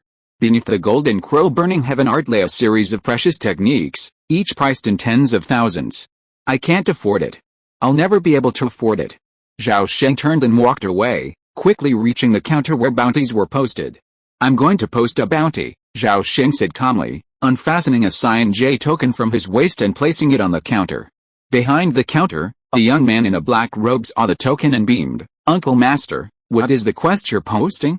What's the reward? Zhao Sheng paused, then said, I'm offering a reward of 1 yuan for heavy water. 1 drop of heavy water rewards 8,000 spirit stones. The time limit is unlimited. The man quickly set up the quest and posted it to the taskbar in the front hall, through a rune-encrusted mirror.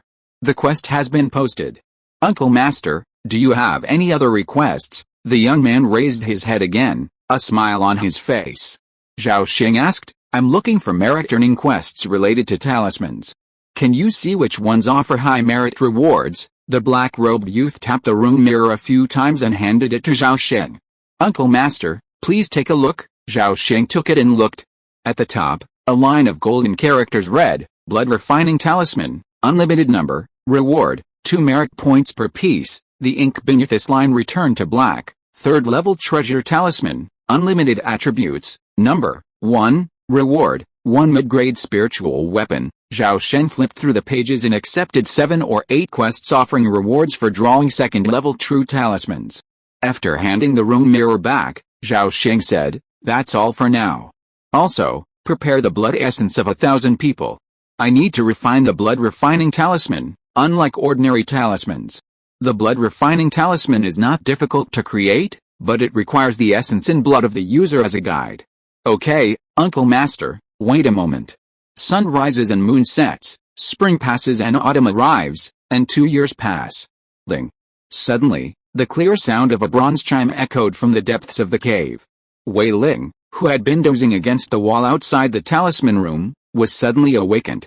He quickly stood up, quietly walked to the door, and whispered, Master, what can I do for you? At this moment, a gentle voice rang out from the talisman room, this batch of blood refining talismans has been drawn.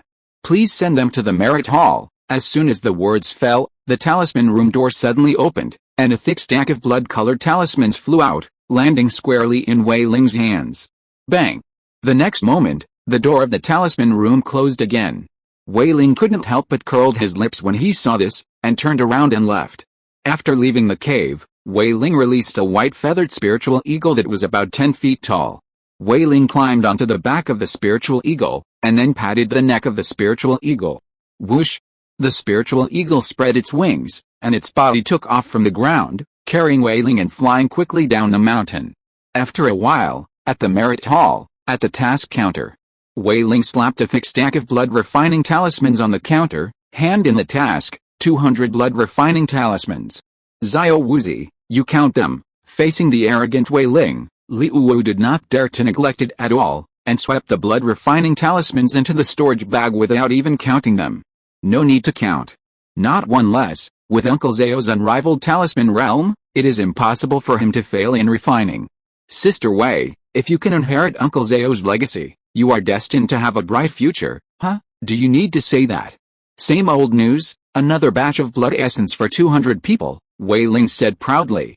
She had pestered her grandfather for 2 whole months to become his disciple, finally getting him to personally intercede. It was only because of their close friendship that he reluctantly accepted her.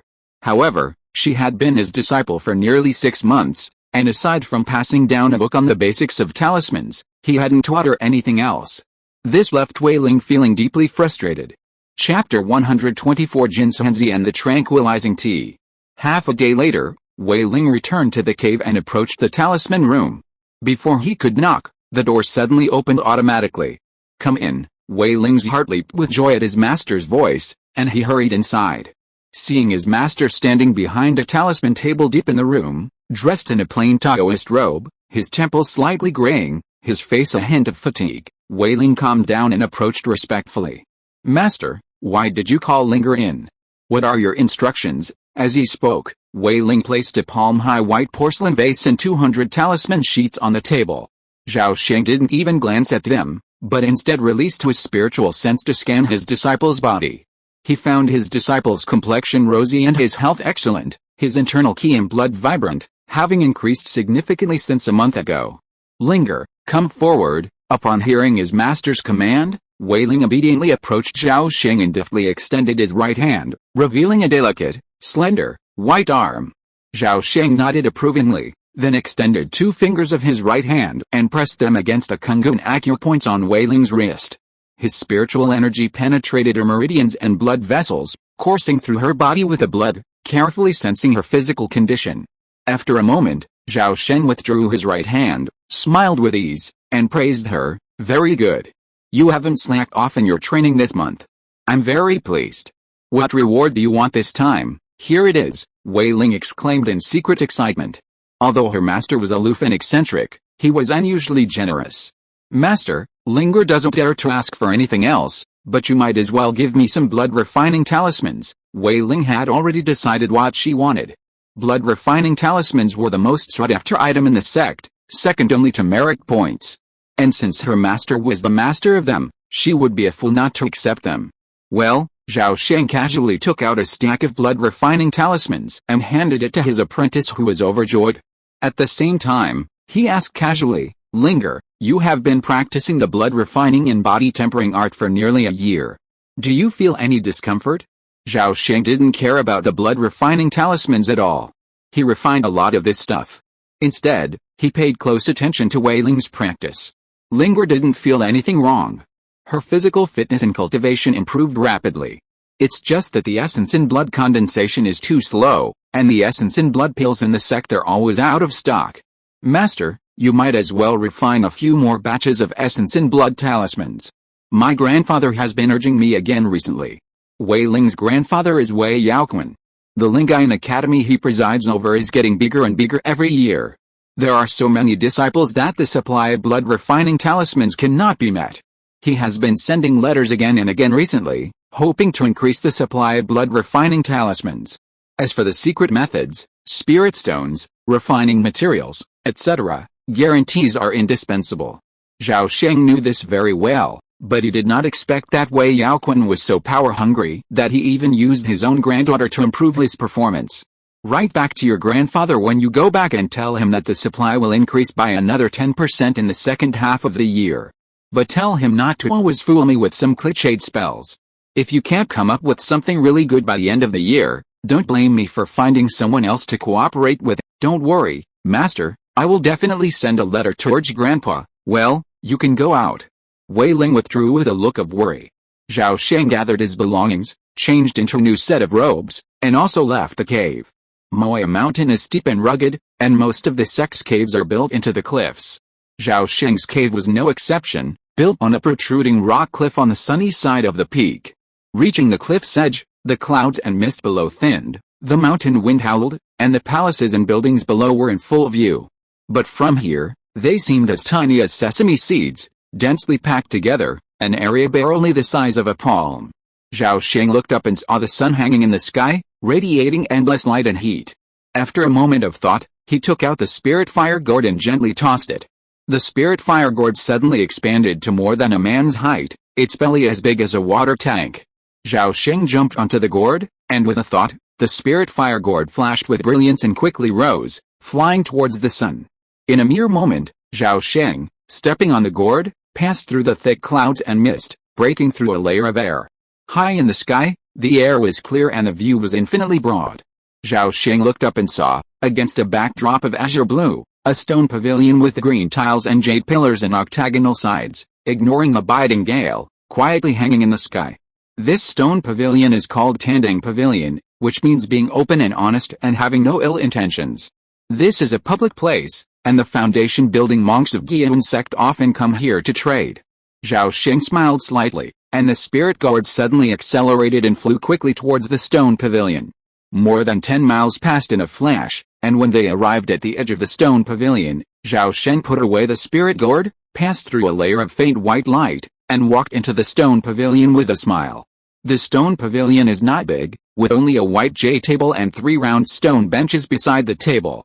At this time, in the stone pavilion, Jin Zhenzi, with a childlike face and white hair, had already sat on a stone bench, looking at Zhao Sheng, who had arrived as scheduled, with a smile on his face.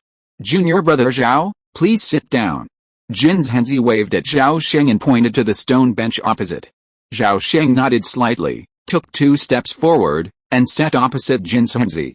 "Senior brother Jin, you asked me to come here today. Have you found out the news about yin and heavy water? Let's not talk about this for now. Let me ask you to taste this tranquilizing tea first. How does it taste?" As he spoke, Jin Zhenzi waved his long sleeves, and 2 white jade teacups suddenly appeared on the stone table. Then, Jin Zhenzi took out a palm-sized black wood box. He opened the lid, carefully took out 2 melon seed-sized jade green tea leaves, and put them into the bottom of the teacup. After doing all this, Jin Zhenzi said with a smile, "Junior brother Zhao, as the saying goes, good tea goes with good water. I heard that you have a bottle of Zixiyulu in your hand. Senior brother Jin, you are really?" Zhao Sheng smiled, stretched out his hand and tapped the other party a few times, then took out the white jade bottle, tilted the bottle mouth downwards, and suddenly, a stream of water leaked out from the bottle mouth. The water flow had a faint purple halo, and in an instant it split into 2 water lines, falling accurately into the 2 teacups. The water level in the teacup rose, and when it was 8/10 full, Zhao Sheng immediately took the white jade bottle back. "Junior brother, you are a bit stingy." Although he said so, Jin Zhenzi's hands did not slow down, and he flicked his fingers and ejected 2 white spiritual flames in succession. The spiritual flame flew to the bottom of the teacup, and then lifted the teacup off the table and hung it between the 2 of them. Seeing this, Zhao Sheng's face changed, and he said in surprise, "This is the great sun spirit fire. Senior brother, you are only in the middle stage of foundation building, and you have succeeded in refining it. Congratulations. The great sun spirit fire is a kind of spiritual fire of heaven and earth. Because it can be extracted from sunlight, it is one of the easiest spiritual fires to collect in the world." Jin Zhenzi practiced the golden crow burning heaven art, and Zhao Sheng did not expect that the other party would practice so smoothly. Thinking back that he had not even seen the appearance of 1 yuan of heavy water, Zhao Sheng could not help but feel a little jealous. Lucky, Jin Zhenzi looked pleased, but pretended to be modest. While he was speaking, the water boiled with a gurgling sound, and a rich tea fragrance filled the stone pavilion in an instant.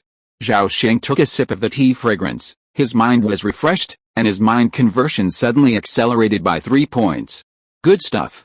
Jin Zhenzi waved his hand, and 2 teacups fell down and flew to the 2 people respectively. Please. Zhao Sheng took the teacup, raised his cup to Jin Zhenzi, and drank the whole cup of tea. As soon as the tea went down his throat, a clear air suddenly rushed up from his abdomen, passed through his chest, abdomen, and neck, and instantly poured into the purple mansion, turning into a green spiritual rain, dripping into the boundless soul sea. In an instant, Zhao Sheng's mind was extremely clear, and his spiritual consciousness was extremely active. He rushed out of the purple mansion in an instant and released it wantonly. 17 feet, 17 feet and 2, 17 feet and 4. It grew all the way to 18 feet, and the range of his spiritual consciousness expanded to its limit. "Good tea." After a long time, Zhao Sheng suddenly opened his eyes and exclaimed in surprise. "Haha. Although the tranquilizing tea is good, the Zixia Jadu is also wonderful," Jin Zhenzi praised in return with a smile on his face. After the 2 praised each other a few more words, they talked about business. Chapter 125 Talented Person. In the stone pavilion, Jin Zhenzi said solemnly, "Junior brother Zhao, I'm returning to Dongshan City." Zhao Sheng recalled the recent news about Dongshan City and tentatively asked, "Senior brother Jin, are you taking over Linquan Court?" Linquan Court is one of the 3 branches of the Gyuan sect in Dongshan City. Recently, due to insufficient blood and essence beads being offered, the previous head was recalled to the mountain gate, leaving the position vacant. "That's right," Jin Zhenzi nodded, then added, "I hope junior brother will help me. The position of deputy head must belong to you." Zhao Sheng's heart moved, but his face was hesitant. "Thank you for your kindness, senior brother, but I really haven't considered leaving the mountain." Jin Zhenzi looked at Zhao Sheng with a sharp gaze and pondered, Since junior brother doesn't want to, let's not talk about it. But I want to ask for a favor from you now. As the saying goes, a man's mouth is soft. Zhao Sheng had just received a favor, so he naturally couldn't refuse. Brother, feel free to speak. I can't take over Linkwang Academy empty-handed this time. So, I'd like to place a long-term order with you, junior brother, to supply Linkwang Academy with 2,000 blood refining talismans annually. That's right, Zhao Sheng thought. You're joking, senior brother. You're also a master of talismans. Why would you need to order blood refining talismans from me? And 2,000 is way too many. Zhao Sheng wasn't lying. Drawing 2,000 blood refining talismans would take him at least 2 months. My skills are nothing compared to yours, junior brother. 1,500. No less, senior brother. You don't know. My disciple's grandfather. After some haggling, Zhao Sheng couldn't refuse and agreed to supply Linkwang Academy with 800 blood refining talismans annually, still at 2 merit points per talisman. Jin Zhenzi complained about this, but he was overjoyed. Throughout the Guiyan sect, when it came to quantity and quality of blood refining talismans, junior brother Zhao was unrivaled. Although it was a pity that he hadn't been able to take him to Linkwang Court, today's goal had been achieved. At this point, Zhao Sheng half-jokingly and half-complainingly said, Brother, you didn't ask me to come just for this, did you? We all know I'm a very busy man. How could I ask you to come in person for such a small matter? Look at this. As he spoke, Jin Zhenzi pulled a large black iron bowl from his storage bag. The bowl contained a light, colorless liquid, seemingly unremarkable. Bang! The black iron bowl seemed quite heavy, and as soon as it was placed on the table, it made a dull sound. Upon seeing this, Zhao Sheng's face lit up with joy. He hurriedly asked, could it be that this is 1 yuan heavy water? Jin Zhenzi nodded proudly. I was lucky to find 10 drops. Is that enough? For now, Zhao Sheng was delighted and thanked him. Thank you for your kindness, senior brother. I wonder what you'd like to exchange for it. Jin Zhenzi said, I know you're wealthy, junior brother. Please give me 80,000 spirit stones. If you don't have enough, you can exchange it for treasures of equal value. Zhao Sheng was stunned by this, but immediately understood that Jin Zhenzi was trying to be nice. Then I'll take advantage of you today. After thinking for a moment, Zhao Sheng readily agreed. The details of the subsequent transaction are beyond elaboration. After Zhao Sheng put away the 1 yuan heavy water, he asked Jin Zhenzi for details about the blood melting and soul refining art. When he learned that Zhao Sheng hadn't yet practiced it, Jin Zhenzi was surprised. After more than 2 years of practicing, Zhao Sheng had resisted the temptation and hadn't yet mastered this divine technique. Yes, that's right. In the minds of all cultivators who have practiced a Blood Soul Sutra, this technique is simply miraculous. Only those who have truly practiced it can truly appreciate its true wonders. For example, after just 2 years of practice, Jin Zhenzi easily broke through the 4th level of foundation establishment and reached the 5th. His spiritual awareness also increased significantly, its range now rivaling that of an average 6th level foundation establishment cultivator. Although it felt strange, Jin Zhenzi wouldn't refuse such a favor, so he answered Zhao Sheng's every question. Half a day later, the sun set, and the sky was filled with sunset clouds. Zhao Sheng paused, contented, and said goodbye to Jin Zhenzi. The two quickly parted ways through the Tandang Pavilion, departing separately. 3 months later, a sudden explosion echoed from the training room deep within the cave. Wei Ling, startled, hurried to the quiet room and peered in.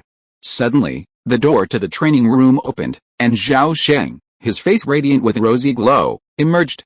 But in contrast to his excellent complexion, his expression was unusually serious, hinting at a hint of frustration. 3 months is enough time for a person to truly understand himself.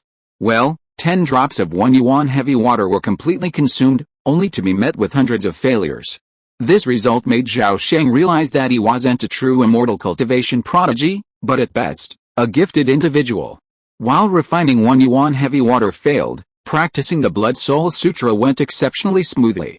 In just 1 day, he easily mastered the introductory chapter of the blood refining and body tempering technique. Having already established his foundation, the key refining chapter presented no challenge to him. Just after 3 months, his cultivation had reached the great perfection stage. Condensing essence in blood requires a vast expenditure of qi and blood, but at this point, a talent Zhao Sheng had almost forgotten suddenly emerged. Primary self-healing, ordinary level, Depending on individual constitution, recovery speed increases by 3 to 10 times. After Zhao Sheng established his foundation, his recovery speed reached a maximum of 10 times. At the same great perfection realm, others could only condense 1 drop of blood essence per day, but Zhao Sheng could surprisingly condense 3. Of course, with more production comes greater consumption. Zhao Sheng consumed several times more tonic pills and monster meat daily than others. However, with his wealth, this amount of food wouldn't break him. Master, Wei Ling observed his master's expression and knew he was in a bad mood, but since he'd encountered him, he had no choice but to greet him. Yes, Zhao Sheng nodded expressionlessly. Seeing that his master wasn't taking his anger out on him, Wei Ling felt delighted and was about to bow and withdraw when he heard, "What's the success rate of the spring breeze transforming rain talisman?" Wei Ling thought to himself that this was not good. But he couldn't help but answer his master's question. So, in a whisper, he said, 33%, HMPH, Zhao Sheng snorted coldly, but didn't scold him. Wei Ling said she was his apprentice, but Zhao Sheng didn't care much for her. This was all just a deal between him and Wei Yaoquan. He looked after Wei Ling, while Wei Yaoquan watched the golden talisman pavilion for him. Wei Ling saw signs of her master's anger and secretly cursed, her mind racing. Her anxiety reminded her of something. "Master, grandfather sent me a message a few days ago saying that things haven't been going smoothly at the golden talisman pavilion lately, and I hope you'll find time to return to Dongshan City." "Oh," Zhao Sheng was startled.